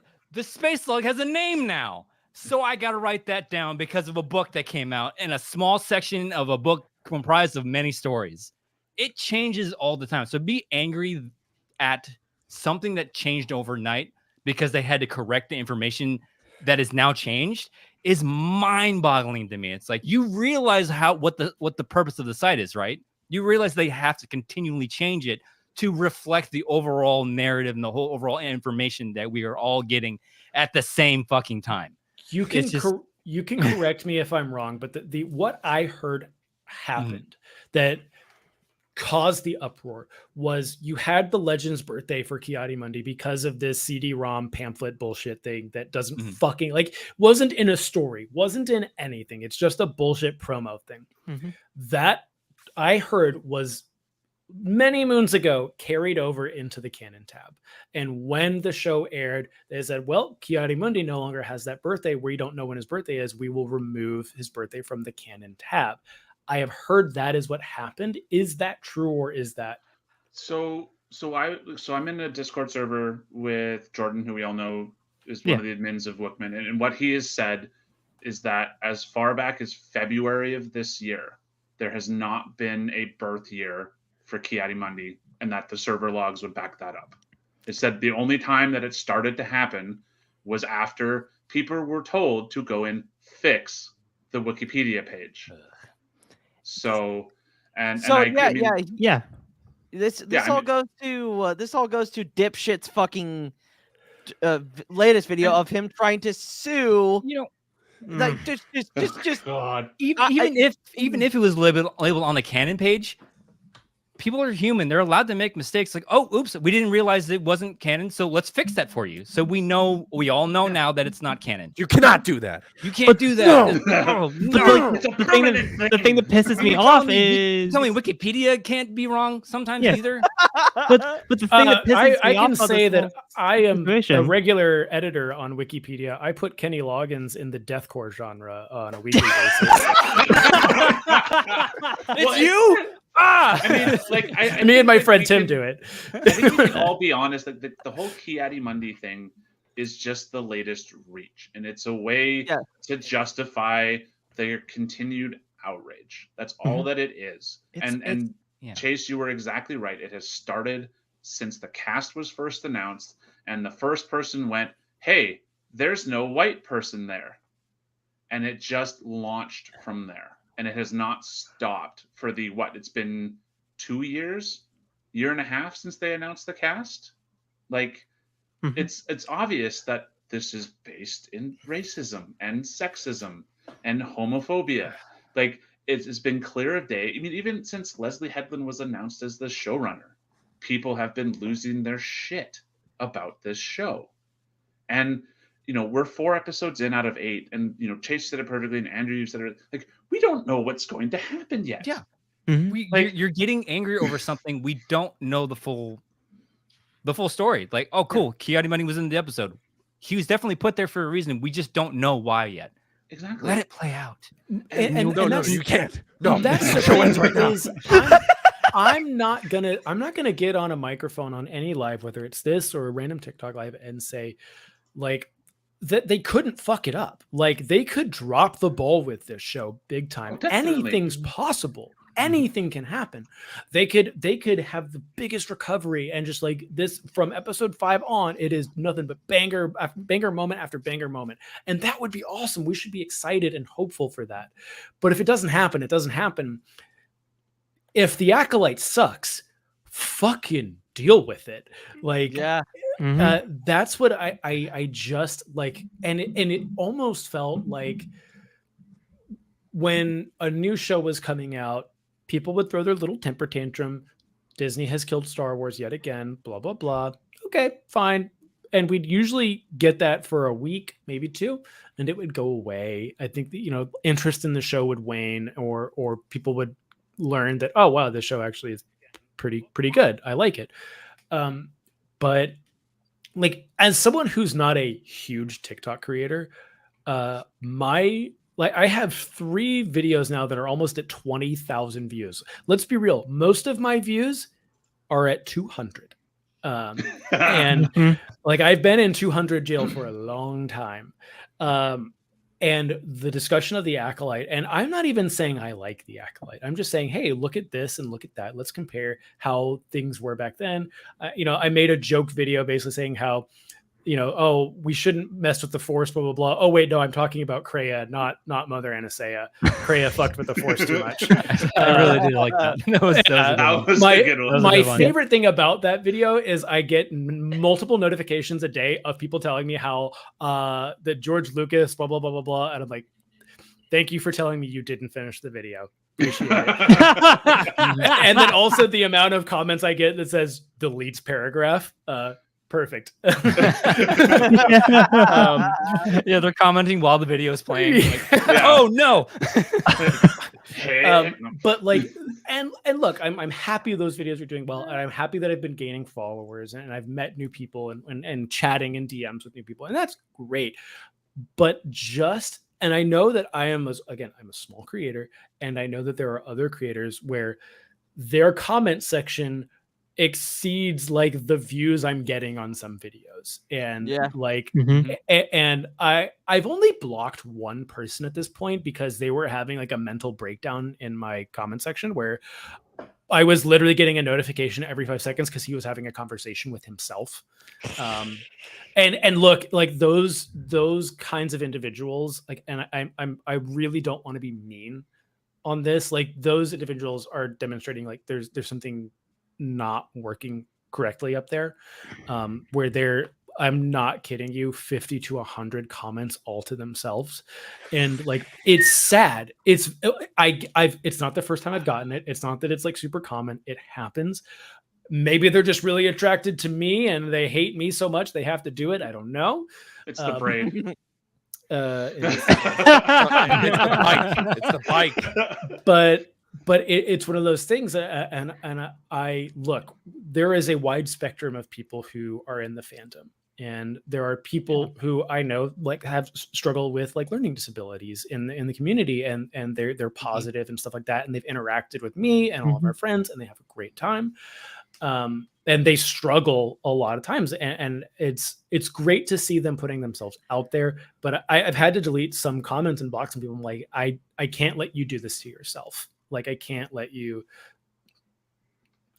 destroy yourself like this. Like, it's not healthy for you to comment 100 times to yourself to explain to me how Anakin Skywalker is dead to you now because of the Acolyte. Yeah, I just don't understand. Like, and here, and I like I had talked about on the space the other night. Like the fandom or any fandom nowadays has lost the ability to agree to disagree and Yes. move on, and or just if you don't like something, don't fucking talk about it. Don't watch. Let people enjoy what they want to enjoy. And the only reason that there are people out here that are talking nonsense is because A, they truly believe it, and B, they're grifters. Or they have no don't- thought in their brain. Or they don't have, or there's no logic. I think So it's we're hilarious. talking about Chet, right? Because Pep's got the perfect comment there. Chet and everything. Like here's the other thing. Like I think Char could literally outlift him right now. They're both pretty swole, but I think Char could take him. Well, look, I don't want to do like a Star Wars theory hit piece right now. Yes. But like, No. I wish people would understand like some of the implications of him as an individual and his behaviors outside of Star Wars. Yes. He's blacklisted from Disney essentially, based on comments he's made. And look, I know that doesn't have any weight or bearing on people who already don't like Disney and what they've done with Star Wars. So that's fine. He is a known flip-flopper. Like, he had a video as soon as Rise of Skywalker coming out saying that like, we're back, baby. This was incredible. I had the best time watching this film. And we know what has happened since then. The other thing is he tried to get into the weightlifting community and was immediately banned from all weightlifting communities because of his personality and how he treated people within those communities. And it's sad to see someone going down a path like that, because I think a lot of us have a very similar experience with him. We're like, oh yeah, this guy's kind of cool. I like his opinions and thoughts on Star Wars, his Star Wars theories.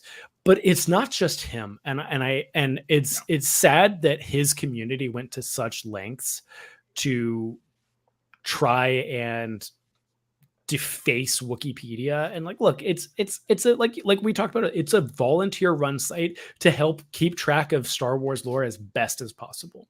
They're citing where they're like you go all the way down to the bottom. They're like, here's our citation. Like, if you want to know where we got this information, this is the exact. Trust me, my deep dive into Wikipedia is like none other. Me and my wife just like I got to make sure this source is correct, and might be this article that is somehow canon because it references this, and it's from this book that references this book. But no, it really references. It's like the work they do there is like, I don't have the time for that, and it's just to go after people that like again, they volunteer and they put so much effort into making sure the information they're putting forth is not only legible but correct. And if you're curious about where did you find that, here's exactly where you can find it. And it might be a book that's no longer available, but they've somehow dug up the source somehow. Yeah. Like it's mind blowing the amount of information they do. And there's so many, and this is something that like I've expressed to people that have disagreements about. Like I'll just use the expanded universe as an example, and I'm like, there's so much of the expanded universe that has made it into Disney canon in one way or another, and going to Celebration and seeing how much they embrace the expanded universe and that they want some of these characters to come back to life and they want to express them, or some of the themes that were around the expanded universe, and like to kind of tie it into Wikipedia is like the amount of work they do have to do. Like I remember like when Squadrons came out, there was a like short story that was printed on EA's website of like two of the Rebellion or the New Republic pilots just interacting with each other, and like, this is canon, and it's cited on Wikipedia. And like, you can't go to a store and buy that. You have to go through like a myriad of links just to find that story. And it's a fine story. I'm not going to say it blew me away, but it was if you're like, I need more story in my Squadrons, it's there and it's fun. But like, there's so many other things like that. When we look at things like the complete vehicles walkthrough, or the complete, buildings walkthrough that have these glossaries that have come out that they have to cite and source. And it's like, it's not like they're like, well, I watched a show and then I wrote a brief synopsis and then I hit send. Like, that's not how this works. That's not how Wikipedia works, let alone Wikipedia. Right. Yeah. Like, cause like I will say forks are canon, and there's a source for why forks are canon. That's the level they go to. And it's like, I don't know why you would go after people like Obi-Wan caught me doing this to be very grumpy. Let's be honest, like at this time a week ago, the vast majority of people who are complaining about Ki-Adi-Mundi breaking canon would not have known for the life of them what the Legends date was. It is something that they're using to just I guarantee most of them had to look it up. And Well, then they went on. That's the thing that like makes me mad. Was, again, I'm not trying to make this a hit piece, but it's the fact that he didn't differentiate between canon and Legends, and this misinformation is spreading like wildfire, because it's like you have to separate the two continuities. But why cite the source? We all know why he doesn't cite the source. Because he wants to rile them up. He doesn't care. Like, that's the whole. Look, I had a conversation, like a genuine conversation with a guy that brought up the Ki-Adi-Mundi thing, and I was like, okay, number one, do you understand where it came from? And he's like, no, I don't. I've just heard that it's wrong. And I was like, okay, that's fine. I was like, are you aware of the difference between Legends and canon? He's like, yes, I know the difference between Legends and canon. And he said, I don't like the fact that they've separated them. And I'm like, okay, cool. How do you feel about Chewbacca being crushed by a moon? And he's like, what do you mean? And I was like, in Legends, Chewbacca is crushed to death by a moon. And also in Legends, Darth Bane flies a pterodactyl through the vacuum of space to get from a planet to a moon. How do you feel about that? And he's like, well, that sounds really silly. And I was like, look, I'm not here to bash Legends. There's some goofy shit there. And there's some stuff that if you're upset about Acolyte would throw you through the wall if you read some of this stuff from like the 90s. Yeah, and there's a bunch of contradictions too. Like this is the reason why Chewie is both alive and dead in the expanded universe. Like Luke is alive and dead in multiple aspects of the expanded universe. Like, and it's fine. And it's like, I love the expanded universe. You can tell the story of that.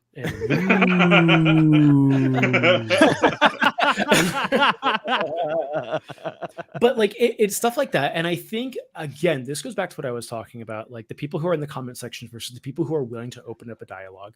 When someone is telling them just the straight up facts and saying, hey, I get it. And then, you can follow this stuff up with like, what does his age actually have to do with the story at hand? Let's say they wanted to retroactively change his birthday. How does that change the story at large? And they're like, the line about the Sith, and I'm like, we don't know how this story unfolds.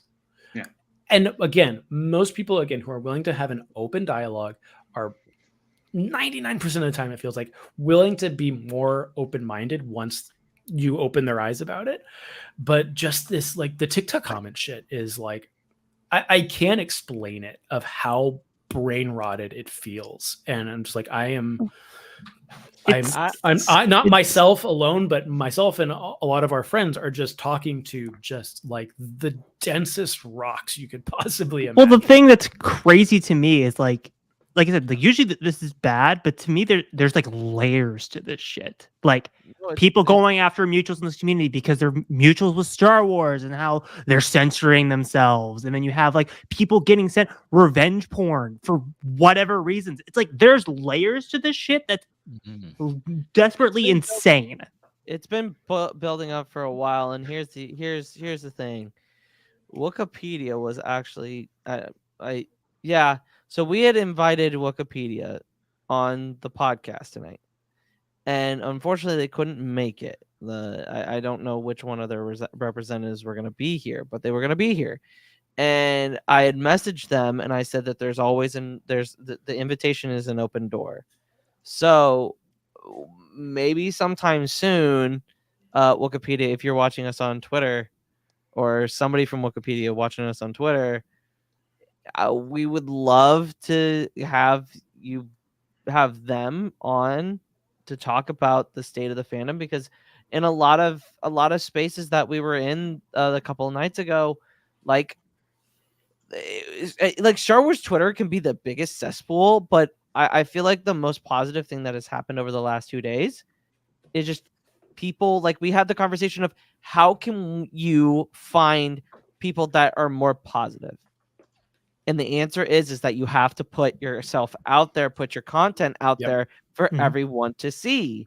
So the fact that we're doing it on Twitter, the fact that it's getting the traction, it's getting the things, I have to figure out how we can get that audience to talk. I think you need something to bring people together every week to talk about things. Sure. The one thing, and I think it's important to know that Natasha and Kari and JJ and Sue were live right before we went live, and they were having a different conversation, different theme than what we were talking about. But I think it's important to bring up, and this is what was brought up, is yes, us as content creators need to speak out on this, and we need to broaden that net and get more positive people to just amplify that message. But the one thing I will agree with them on is Disney has been silent on this behavior for far too long.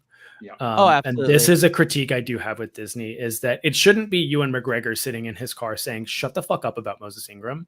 What is wrong with you weirdos?"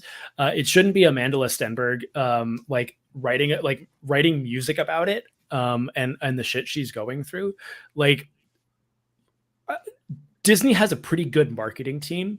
Like, Hayden Christensen needs to be on his on any platform and saying, if you are using my character as your scapegoat to be horrible to other people, I don't want you liking Anakin Skywalker. I don't want to put words in anyone's mouth, but like, Disney and the people involved with Star Wars, I think, should be more vocal about this. We had Kevin Scott come out about that. Video. That was a really good video. That was And a really good video. when I was watching it, I was like, this is a great video. He's not saying anything I haven't thought or been saying myself. And I'm like, God, I wish that more people were coming out and saying this stuff. And I'm not going to sit here and throw judgments at Disney and say that they're a terrible corporation. They're a business. They're a giant corporation. And 20th Century Fox was a giant corporation too. Like, this is a franchise that has always been owned by a giant corporation. This is not some indie flick that won Cannes Film Festival, right? Yeah. But at the same time, like, there is a sort of responsibility to the people who helped make your products that are making you billions of dollars. And there's a responsibility to the fans who want to support you in all of your endeavors, whether they like those endeavors or not. Like, if you have a group of people that are just going to drag your name through the mud, and you have another group of people that wants to support you and wants to continue loving Star Wars or Marvel or whatever it is that they Yeah. want to work on, like they should in some way, shape, or form, they should speak up on this stuff. And it's sad they're not. Well, and I think Sue said it best. She said it on Twitter. I don't know if she said it in the live that they have it in the disabled thing. It benefits them not to, because the more that conversation happens, whether it's positive or negative or both, that's exposure. And at the end of the day, that's what they want. They want to be able to see their properties as a talking piece. And I 100% agree with you. They have been way below the bar, and the bar is low.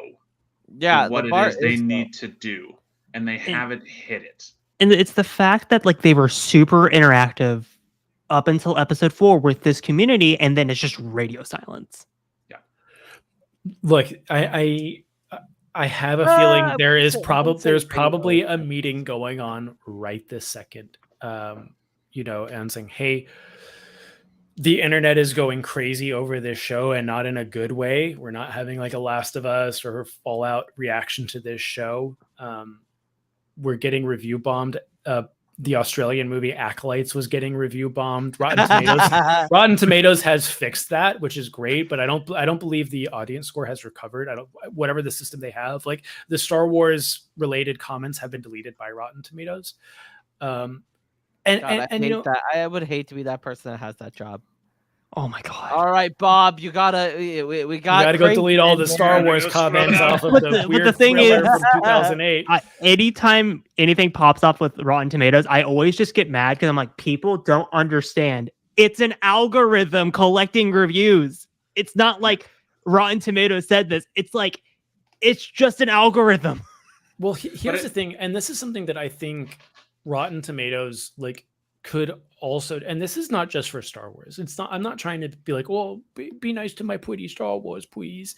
It's like they have a problem, as media has a problem with review bombings based on people's skin color, people's sexual orientation that causes these review bombs, and it's pathetic. Like at the end of the day, it's just pathetic. And I wish, yes, Disney needs to speak up. Rotten Tomatoes needs a better fucking system. Agreed. I'm sorry, your review should not count until 30 days. Like you have to create an account, and in 30 days, when you write a review, then it'll count. You can collectively have your own profile reviews. That's great, and those always count. But for that to go into the aggregate, it has to. There has to be a time limit. It's very simple things. I think the thing that has frustrated me about this the most, and Chase, you're right. There probably is a meeting going on discussing how it is they're supposed to respond to it. They've had a year and a half. This isn't something new. They've had 9. They've had 9 years. Let's be real. Yeah. This issue has been here, specifically with the Acolyte, since the show was first announced, and they have chosen for the most part to remain silent. And that, to me, I think speaks volumes to where their priorities are, more so than what their reaction is now. They've had a year to come out and go, guys, this isn't cool. Don't do this. But they haven't. They haven't, and it's really unfortunate. It's unfortunate because Swagman has been following people and stuff like that, and I think the people, particularly around Star Wars social media, know what's going on, but they're being told that they can't say or make any post without going past the higher up. The marketing team for Star Wars is trying to highlight positive creators, and they're sending Yord Horde stickers, which if we weren't getting the reaction, if we weren't getting death threats through Wikipedia, if my comments alone weren't flooded to the brim with just the worst shit, if David, our friend David, Xanatos 1138, was basically said, anyone who likes this show should be treated like those in Gaza. What the fuck? These are this is the reaction to a look. Like it, love it, dislike it, hate it. I don't care how you feel about this show. Mm-hmm. This reaction is immature, it's unintellectual, and it's I know that some of these people are super young and they're doing it to get a reaction out of people, but at the same time, there are people who are taking this way too seriously. And like, dude, I'm sorry. Send George Lucas another $1 billion and say, you need to get out there on a microphone and say, shut the fuck up. If you don't got nothing nice to say, don't say it at all. Yeah, it goes. Tate, I thought Tate's video today was absolutely fucking hit the nail straight on the head, as usually he does. And it's the point of, it's like, when are we going to let this get further and further until it gets to the point where someone does something fucking crazy? Because while yes, it's fictional, while yes, people take this stuff way too seriously, one of these days something crazy is going to fucking pop off, and we're all going to be like, this person fucking killed themselves, and we'll be like, what the fuck are we going to do about it? It's just like, I don't want to throw bad juju out there. Yeah. Like, yes, that would suck, but like,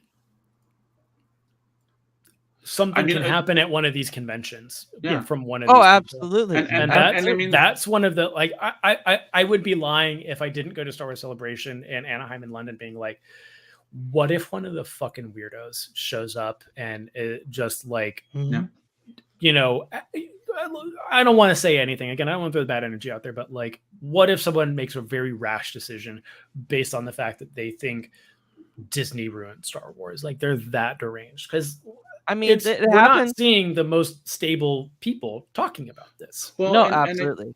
And I guess like to me, we're at that point now. We're at the point where people are sending death threats to volunteers on a reference site that's not even affiliated with the company that creates the material. Like, to me, that's that red line. Like, if we're already there, where is the red line? The red line's gone. It's not. It's no longer exists. This is the Wild West, people. Like, and anything can happen. And I think, like, you know, like, I think Tate was completely right, and I think Natasha's video that they stitched off of Tate's video hit the nail on the head too. And I think, like, I'm sitting here having watched everything that's happened over the last few days, and I'm like, Andrew, I have a kid, I have a daughter. She loves Star Wars. She's a huge Rebels fan. She loves Young Jedi Adventures, Nation, always. And I'm sitting here, you know, and I struggle of whether or not I want her to continue in it. Yes. Because of what we see out of the fandom now. And these people who are doing this are still going to be here in 10 years or so, when, if my daughter is still a Star Wars fan, decides to start interacting with that community.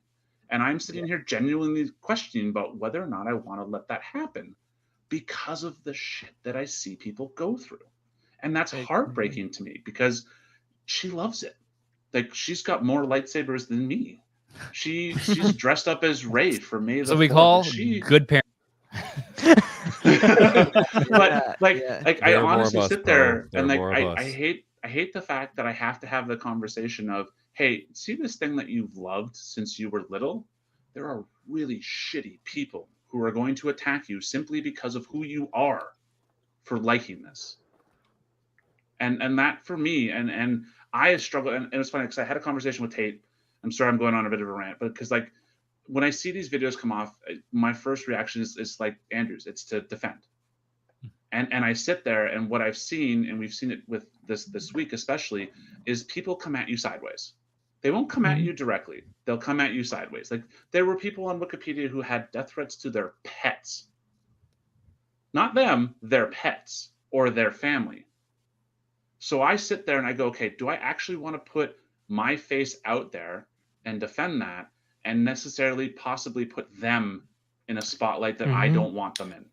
I work from home, and like, when I have to hop on meetings and stuff like that with like other people, like, I have to represent the company, so I have to wear like work shirts, and like, this one's fine because like, it doesn't really show anything. But like, if I'm making a TikTok, I don't wear a shirt that I would work in.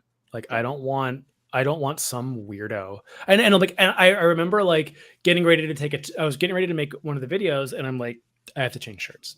And I'm like, I got upset over the fact I had to do that, or I felt I needed to do that. Cause I'm like, if someone goes to where my office or my company's office is located, or does something because they're obsessed with me, and I'm like, I know that it's like this 0.0000001% chance, but like Yeah. that chance is still there. I've gotten like, even when I just started on TikTok in 2021 or 22, I was getting death threats for saying, here's what I like about Ray.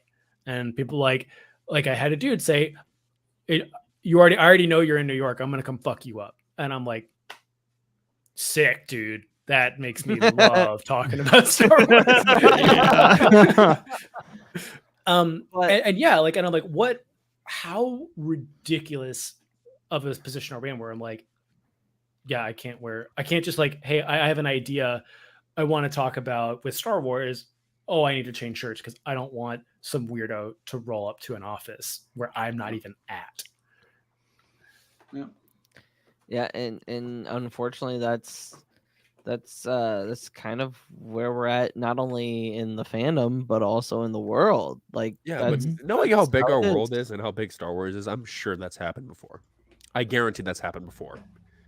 People have gotten way too personal about their opinions, and they take it out on someone who I think has different opinions. I think it's a personal thing. I'm sure it's happened before. Sure, like that's happened with sports, and like I'm sure that has happened in like that, like with like over a Super Bowl bet, whatever it is. We've never had, to my knowledge, we've never had like I went to small convention and did a very regrettable thing, like as far as I know, that dude, yeah, absolutely. I'm from Chicago. I'm a Bears fan. When I was a kid and we went to Packers games, the shit that we had to deal with. I was a 7-year-old kid getting threatened by a middle-aged man. Like it happens all the time in fan bases. But I think it's a little more, and I don't want to diminish that because I'm a Vancouver Canucks fan in hockey, and we get shit on wherever it is we go to watch things. Go Blackhawks. I don't want to diminish your experience, but it's way more insidious where you don't know where it's coming from. Agreed. Like at the very least, when you're getting shit at by someone in person, you can then turn around if they've gone too far and gone, that person right there. Whereas it is so easy now in this age of social media to create anonymous profiles, jumper Gmail accounts, Proton Mail, whatever it is, that it becomes way more scary because the face isn't there anymore. No, you're absolutely right. You're absolutely right. Yeah. But like, here's Chase. I guess my final question would be, like, how do we as a community harvest and try to grow the positivity? Like, I've seen it on Twitter. We're doing things, but here's the thing that I'm coming to the realization: we have to be consistent. It can't just be whenever there is something that is said or something that is wrong. You need to keep the energy all the time.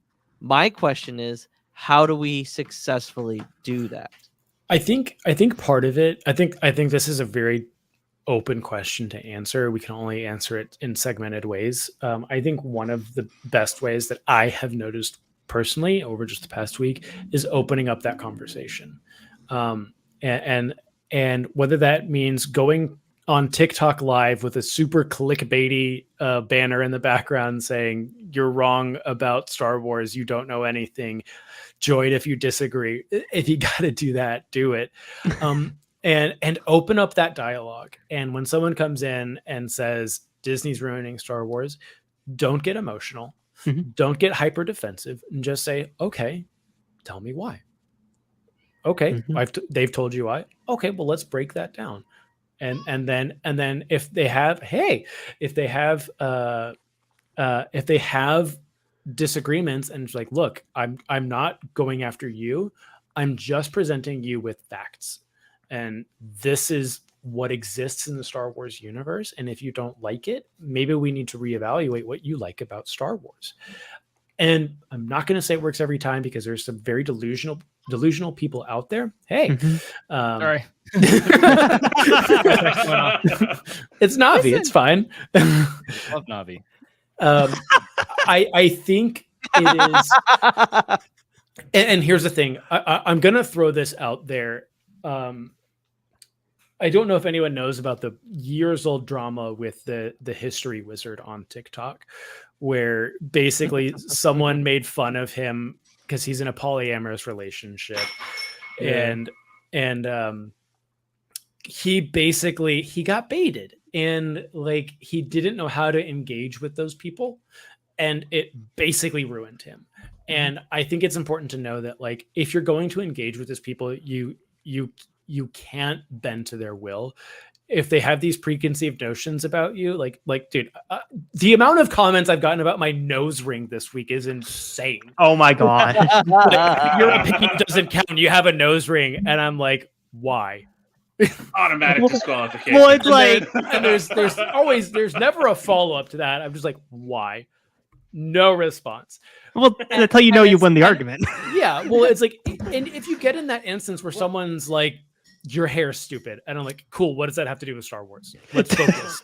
Yeah. Like, and it's like, for a lot of these people, and if you watch content creators like Good Trouble, who I don't always agree with, but he brings on people that not Star Wars related, but equally brain rotted, for lack of a better term. And he's just like, great, awesome. I love that you believe that. Let's stay on track. Like, why do you care about my mustache? I thought we were talking about this. We were talking about economics. What does my mustache have to do with that? Stay on focus. He challenges people to push-up contests. Like, when they get so far off track, he's like, I challenge you to a push-up contest. Like, you are so off base. I bet I can beat you in a push-up contest. All right, And he's like, so we need to you get have to. Char on her live. Yeah. With Good Trouble. Well, it's like, it's the thing is he calls their bluff. And I'll do 60 right now without it's drawing a breath. hilarious because these people never want to turn on their cameras. Yep. Like, the funniest thing I saw was like 2 or 3 nights ago, he was on live, and like it was some kid trying to tell him like some ridiculous political stance. And like someone comes in like on the microphone is like, Mom says you have to go to bed. and like he was like, I am going to pretend I didn't hear what I think I heard. But is it too late and you need to go to bed? Mom, I'm debating Star Wars. Yeah. And this, like, again, this wasn't Star Wars, but like it is this like demeanor of like, you cannot let these people get, it's very hard. And I think that's important to remember. It's very hard to not let these people get to you. And when you want, but I think it's important to engage. Like, it's like, if you want to have a good faith argument, let's have a good faith argument. I'm not. And it's like, the bad faith arguments can be so easily just dismissed. Like, dude, it doesn't affect Anakin and whatsoever. Who cares about Ki-Adi-Mundi's age? Yes, the chant was cheesy. Move on. Like I said, we're talking about 8 seconds of 3 hours of television at this point. Mm-hmm. Let's move on. Yeah, it was cheesy. Great. So was Yippee in the Phantom Menace. Deal with it. And it's these things when they don't have an answer to it. And I'm sorry I'm going on forever about this, but like, That's okay. if you just engage with people and maintain your positivity, you don't have to be like, you have to love the Acolyte. Be like, dude, it's fine you don't like the Acolyte. I don't care if you don't like the Acolyte. Let's be realistic about it. I think most logical will do that, and most people will come around. There will be people who don't, but that I think is one of the major points, is just throwing out that conversation, or throwing the conversation out there and engaging with it in a positive manner. Yeah. What? Anybody else have any other thoughts on the conversation and or the Acolyte? I mean, I think there's an obligation to an extent to. I agree with Chase. The bad faith arguments, dismiss them. Like, go, great. You know, Chase's nose ring is weird. Okay, that's fine. Move on. That's not what we're talking about. Don't get me started on your mustache, Char. Don't kid. I shave nice and clean. Dude, today. that fucking The mustache, dude. is- I, you know what? Kalnaka Crew I'd be approves this inclined to say it message is because that revered. freaking mustache is disgusting. He It's died. disgusting. Deal with it. Deal with it. I don't need the Kalaka's opinion of a gone. dead walking carpet. Yeah. Oh, Reminds me of your one-shot character, Luke. Remember that? Remember you had a Wookiee Jedi? Huh? Yeah. Was that done? Yeah. afterwards? Yeah. But I think what's important, and I think Natasha said it well today, and I think Tate said it well today, is that we need to be united in identifying and getting rid of the people who are here because they are furthering their own political or personal hate agenda. Mhm. The people who are in comments throwing racist, sexist, homophobic, like those people need to be called out. Mhm. They need to be blocked so that they lose whatever platform they think they might be getting. But it can't just be okay, that's funny, carry on. I think for far too long we have taken kind of, not everyone, I don't want to speak for everyone, it's been more passive of these guys are mouthing off, just block them and carry on their way, without actually addressing the underlying harm that's happening to the people that it's going to. And I think that this show has brought that to such a breaking point that we need to, I don't want to say help, but enhance the voices of people who are the ones getting targeted, and show them that the fandom does not act that way, that is a group of people that do not deserve to be given the time and space to have a conversation with. Yeah. Okay. Andrew? 100%. No, you guys have said pretty much everything that needs to be said. It's like the fan just needs to be better, and it's like coming from somebody that like you said, like a lot of the comments seem to be based in like, hey, like there's no white people in the show. It's like, well, now you know how I felt growing up. Some of my favorite characters are not just in Star Wars, Superman, Batman, Spider-Man, Captain America. What do all these guys have in common? They're all white dudes. They look like me. I'm not white, but somehow I've learned to love these characters, relate to these characters. Try stepping in like somebody like my shoes for once. Now you know how. Now it's like now you know how it feels. Like for the longest time, there's finally a Filipino guy in Star Wars. That he was one of the characters I was like, I don't care what he is. And he has been a standout character for me performance wise. Fantastic. He's like a scene stealer for me. It's like now you know how it was. Now it's like you get a glimpse of it now. For the rest of us, we like I hate to say it, but suck it up. Find a way to relate to this character. Find a way to like, okay, you don't look like them, but maybe they think like you. Maybe they talk like you. Maybe, you like the way their hair looks or something. Find something to sympathize with this character and move on. Just get over it. Like the world changes. You can just change with it. Adapt to it. Like that's all we ask. That's all like we can all that's all I can hope for is just recognize that things have changed and change with it and find something to relate to. If it's not a character, maybe it's the little cute little character that's sniffing the air. Yeah, Basil. maybe it's Basil. Just okay. I like that character. They used pronouns for the I love that. Love that moment to no end of like her. It's like I'm not sure if it's a he or no they. So I'm just gonna say they. Okay, cool. Which and fun. It's not that complicated. I don't understand.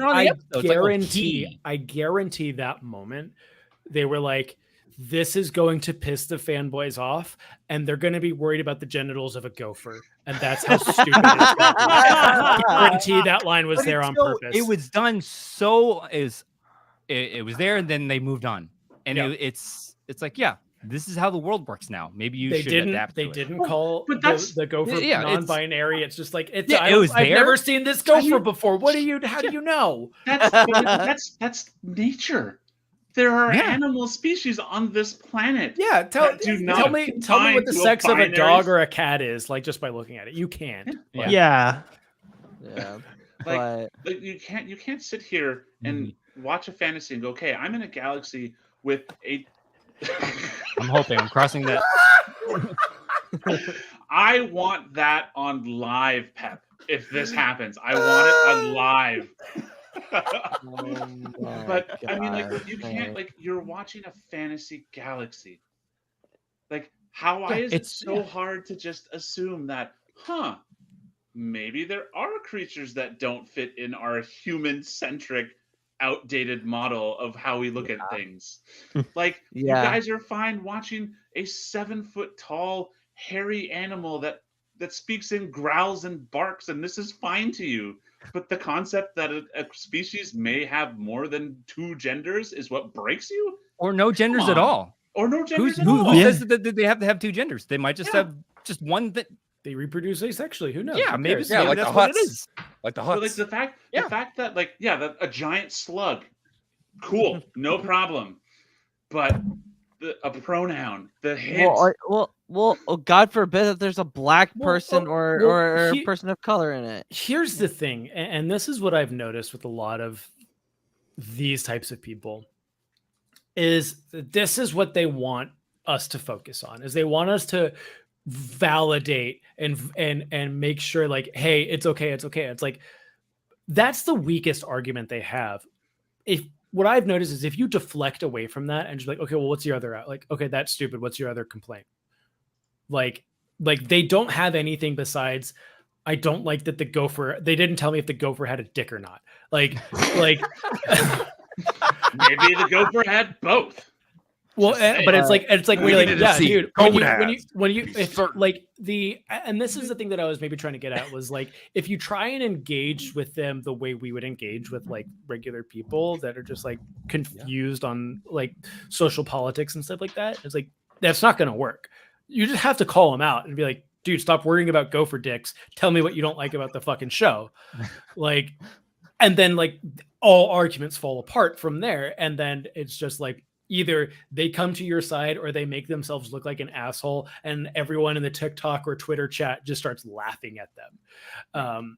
And it's just like, you can't fight the battle you want to win with them. You have to win on their terms, basically, if that makes sense. But sorry about the yawning. But we've been at You're this. splitting hairs. Cal, you're splitting hairs. Oh, God. Yeah, I mean, hey, this has been Yeah, a great conversation. But I mean, hey, we have now hit the 2 hour. We're hitting the 2 hour mark. So I will let's do a roundtable. Andrew, I'll start with you. We don't have to talk about the fandom, but what in the next 4 episodes? What would I kind of asked this like on our first episode, but what in the next 4 episodes would take this show over the edge for you? Like this happening would really bring it, like, because like you and I are kind of in the same wavelength. Like, we think it's fine. I think it's good, but fine. But like, what would send it over the top now, knowing everything you know? Would it be something happening episode 5 or episode 6? I'm honestly, I don't know. I'm in a position That's where it's fine. like I just want answers.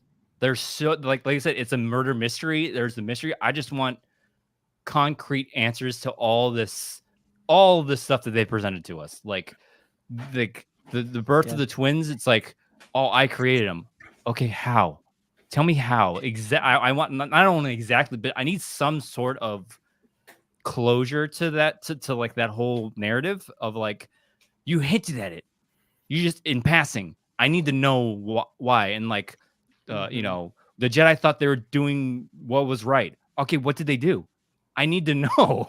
So it's like, that's all I really want right now is just answers. I need some kind of, if they land and it makes up for the rest of the show, that's perfect. And if like, I think the thing I'll be most disappointed with this, if things go unresolved and it's just like, okay, so what was the point of it?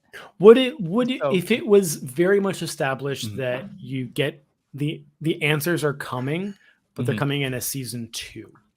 I would not like that. It's like, because that goes to like my Twin Peaks thing of like, you start to get on the right track of the answers in season 1, but you get the answers in season 2. Here's the thing, because like now in this whole streaming era of television, we're not always guaranteed a second season. Yeah. So it's like we need some sort of answers to the end of this season, and then if there's some like open-ended things, like smaller things that can lead into a season 2, then I'll be fine. But it's like, you're not guaranteed a second season, so it's like I need some kind of closure and some answers to some things. That's all I'm really wanting right now for this show. Nick, what is, whether it's episode 5, 7, or 8? What? Because I feel like we've expressed like there's definitely been ups and downs to this show for sure. What would bring this way over the edge for you? I mean, I'm still waiting for Geode in a bar. I think like I feel like, and we've talked about this most every Tuesday and on the Fridays too, that I feel like the story so far overall has done a good job of answering some of the questions while introducing new ones. You know, like we know now how Osha ended up with the Jedi, but we don't know what the event was that caused her to go with them. And I think, you know, kind of to Andrew's point, I would like to see that start to tie together into a bigger narrative. I want to see why the twins. What is it about the twins that have made seemingly the Sith so interested in them? Because Lord Smiley had the perfect opportunity to make an Osha filet sandwich in this episode, and instead purposely didn't push her back, pushed her out of the way. So clearly there is some importance there with those twins. I want to know what it is, and I want to know how it ties in to what we eventually, hopefully in canon, find out about what Plagueis did, what Palpatine was trying to do, what he did with Project Necromancer, and start to see that tie in to that bigger story that we know is coming. I think, and this is going to be my take on it. I've been screaming Plagueis, Plagueis, Plagueis. Just give me a Higo Damask and I'll be good. Like, I love the show I really do like the show for what it is. I know that if it's a multi-season thing, that's eventually where it's going to lead. But if you read Tales of the Sith, it states when they talk about a Force dyad, the Sith had been looking for that specific thing. Did you notice the note? Yes, I did. I did notice that. I did. Don't think it went unnoticed. I did notice it. Are you sure? I don't believe you've said it enough times that you did. I think. Yeah, and also I don't think you've clarified enough in these streams and the reactions that you want to see Plagueis. I think. Anyway. No, I think they're going to be looking for the actual dyad. I think that's why these two are important, because the Sith themselves think that they are a true dyad, but they, in all case and purposes, aren't. And the Sith don't know that. They're just speculating that Osha and Mayor are a dyad. That's what they are looking for in this entire shit show. Like, yes, the whole thing is to destroy the Jedi, but it's also to find and create a way to live forever. And it's through that Force dyad that they are able to do that. If through example of Kylo Ren and Rey at the end. And I think that's why that could be a good, important thing. And it begs the question: how much is that Force dyad going to be a factor moving forward? But yeah, that's something that I'm looking forward to. And I obviously Kanaka crew, like we still got to get at least a flashback. We're gonna get a flashback of Kanaka, but sure. So what are three interesting things that would make this show go? I appreciate the reference. Well, you got that reference. All Captain America reference. I got that reference. But what I want, I mean, let's address the elephant in the room, of course. The fact that we have to spend over an hour talking about how terrible this fan base is over the most superficial shit for the Acolyte. It blows my mind. Absolutely. It frustrates me. Seriously, as being a huge fan of this franchise and a fan of the show, and seeing people get mad, and not about, like, the people that are mad about the show, like, none of the reasons are actually normal.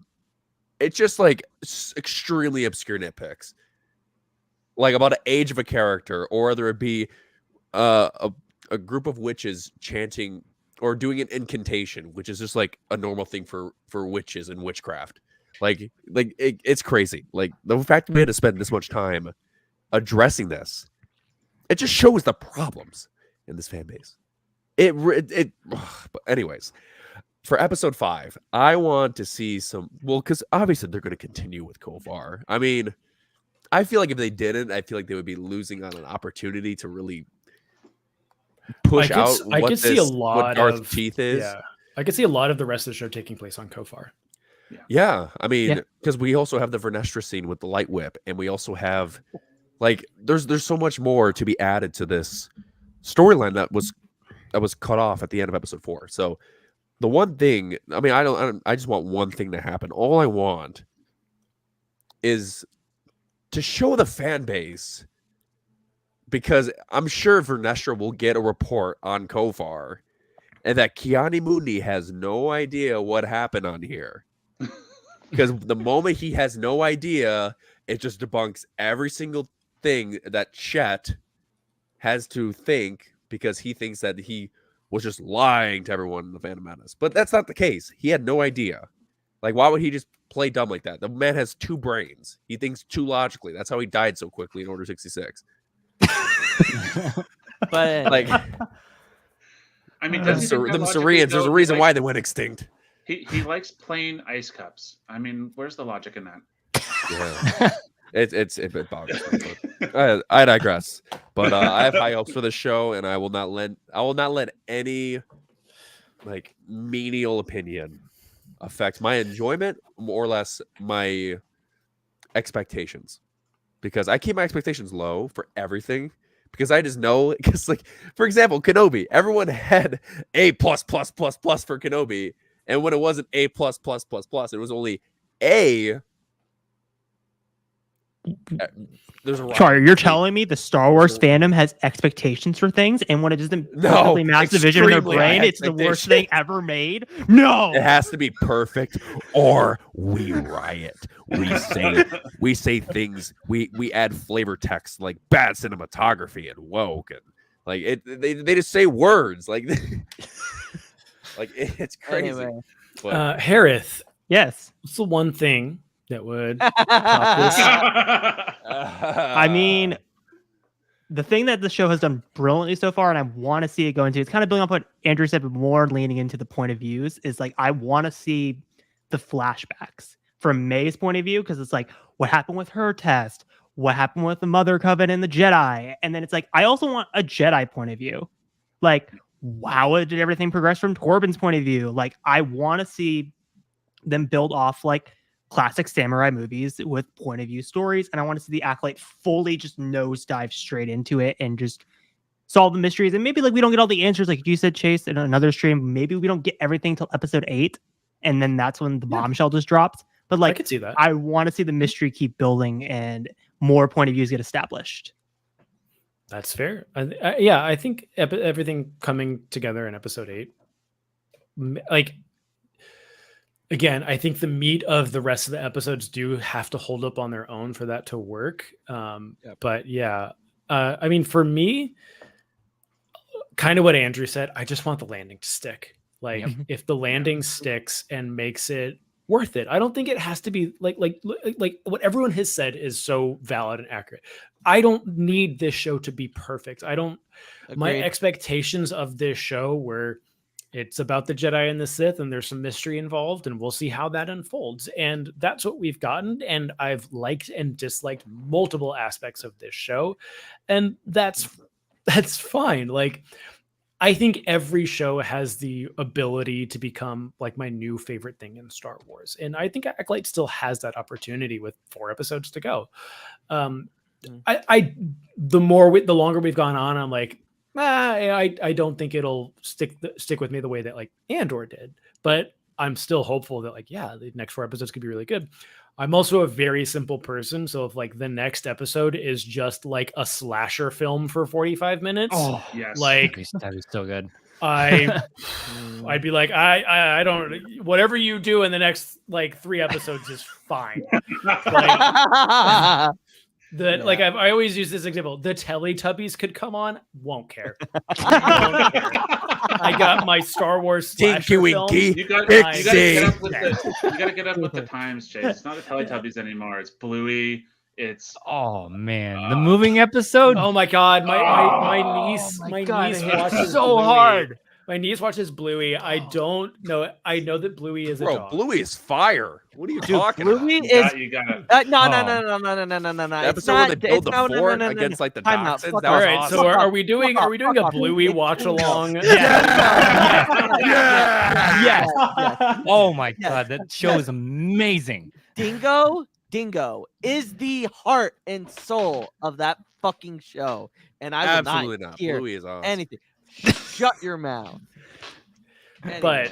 that being said, Bluey watch along coming next month, and we do have to get Absolutely. Harith. Harith has lived in the Pacific Northwest for 22 years and has never seen Twin Peaks. Yep. So we'll have to do that. But that and it's woke. Okay. Okay.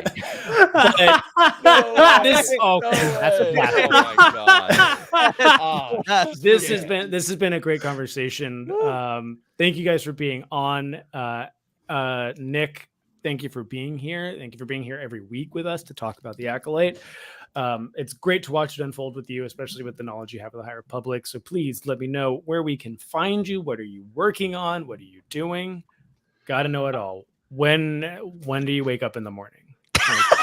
When do you take your shit? That depends on when the small human down the hallway wakes up. is Whenever when the I kid wake wakes up, that's the alarm clock. Exactly. Yeah, Andrew gets me. He gets Mhm. it. You can find me on Twitter and TikTok at NDWiseGuy. I talk about the show, obviously. I also talk about the High Republic in general. Phase 3 has been fire so far. Luke gets it. Luke gets it now. I do get it. Holy fuck, my god. And you can find me here with Pod Ones every Tuesday and Friday, where we do live reactions and discussion and analysis of the Acolytes. And this week I didn't have to prompt also- him into doing that. Very important note: Harith needs to save his game more often. Yes, Eric, save your game. All right. That's my controller. Let me. Andrew, where can we find you on the internet, and what are you working on? What Star Wars trivia film thing are you working on? I'm done with trivia. The belt's here and it's staying here, and I don't have to do any more studying. So that's great for me. But you can find me on TikTok and Instagram at Rogue Leader Drew. I'm working on a bunch of just Starfighter cinematics and stuff. I'm actually in the middle of rendering one right now. It's gonna take the next 2 weeks to render. That's how complicated they are. Yeah, and then you can also find me on YouTube at it's youtube.com/Andrew and Nikki. We sometimes every other week do the Radcast. We just hit 100,000 subscribers. Yeah, Congratulations. I have no idea how that happened. Good job. I'm waiting for the plaque to come in. One day I want to be like you, Andrew. It's completely by accident. It was not planned. Yeah, so you can find me there. Amazing. Luke, what do that Padawans have going on this week, this month, this year, all around? This week, trying to get the House of the Dragon reaction out. I'm working on it. Bear with me, please. I will also get the Acolyte reaction out as well.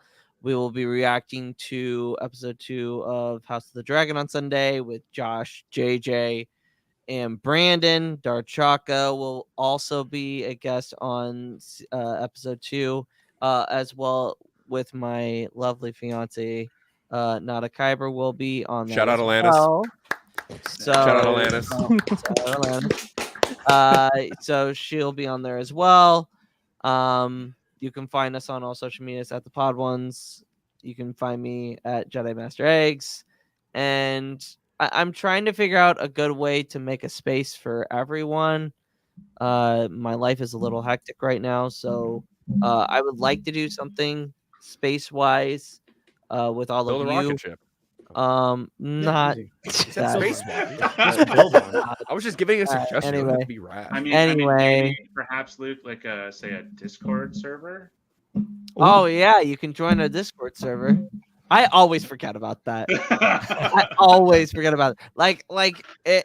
If you guys want to come hang out with us, and the people on Twitter, by the way, we had almost over 50 people or 40 people in this right here, Wow. not only on YouTube but also on Twitter. For those that have followed us through that thread, welcome. Come like all of our other content. We are here. We are a safe space. Star Wars is for everyone, and I truly mean that. No, I don't truly mean that. I don't mean that for the homophobes, racists, and the fucking bigots. So they can go fuck themselves. But everybody else is welcome. But yeah, that's where we can find me. Great. Char. How you doing, buddy? I'm Don't waiting to hear make the it. words. I'm waiting Don't to hear make the it. words. Where can I find you? Where can I find you all over? I don't the know. internet? I don't care about where you can find me. I'm worried. Oh my god. I'll look away. I'll wait. Hey, Char, I think that's what he was talking about. Yeah, exactly that right there. No. There's a 2-word phrase. Where can to the look good people Where follow can- you? Oh, hey, the good Hey. people. Okay, the good people. You can find me on TikTok, Jesus Twitter, and Christ. Instagram at CharCharJ, as not spelled right here because Heritage wants to remove it all. And you can find me here every Tuesday and Friday with our Acolyte reactions and our roundtable discussions. That's where you can find me. All right. And Harith, where can we find you? When I'm not forgetting to save my game, you could find me at Hair Productions on TikTok and Instagram, Hair_edits on Twitter, and you could find me here at the Pod Ones. Amazing. I am Forward Into the Black with the Podmons podcast. You could find us on Thursdays watching Harith not save his game in Knights of the Republic, and we're playing multiple sections at a time, and then wondering why the game's taking so long. But thank you, Andrew. And thank you, Nick, for being here. I really appreciate it. It was a great conversation. It was a great opportunity to talk to you about all this stuff and the fandom. And thank you, like Luke was saying, thank you, everyone who's watching. There's 50 people up there right now. So thank you. I guess we'll take it away. We'll see you in the next one for Light and for Life. We're all the Republic, and may the Force be with you always. Always. Harith, God, See you guys, guys. we gotta get this down.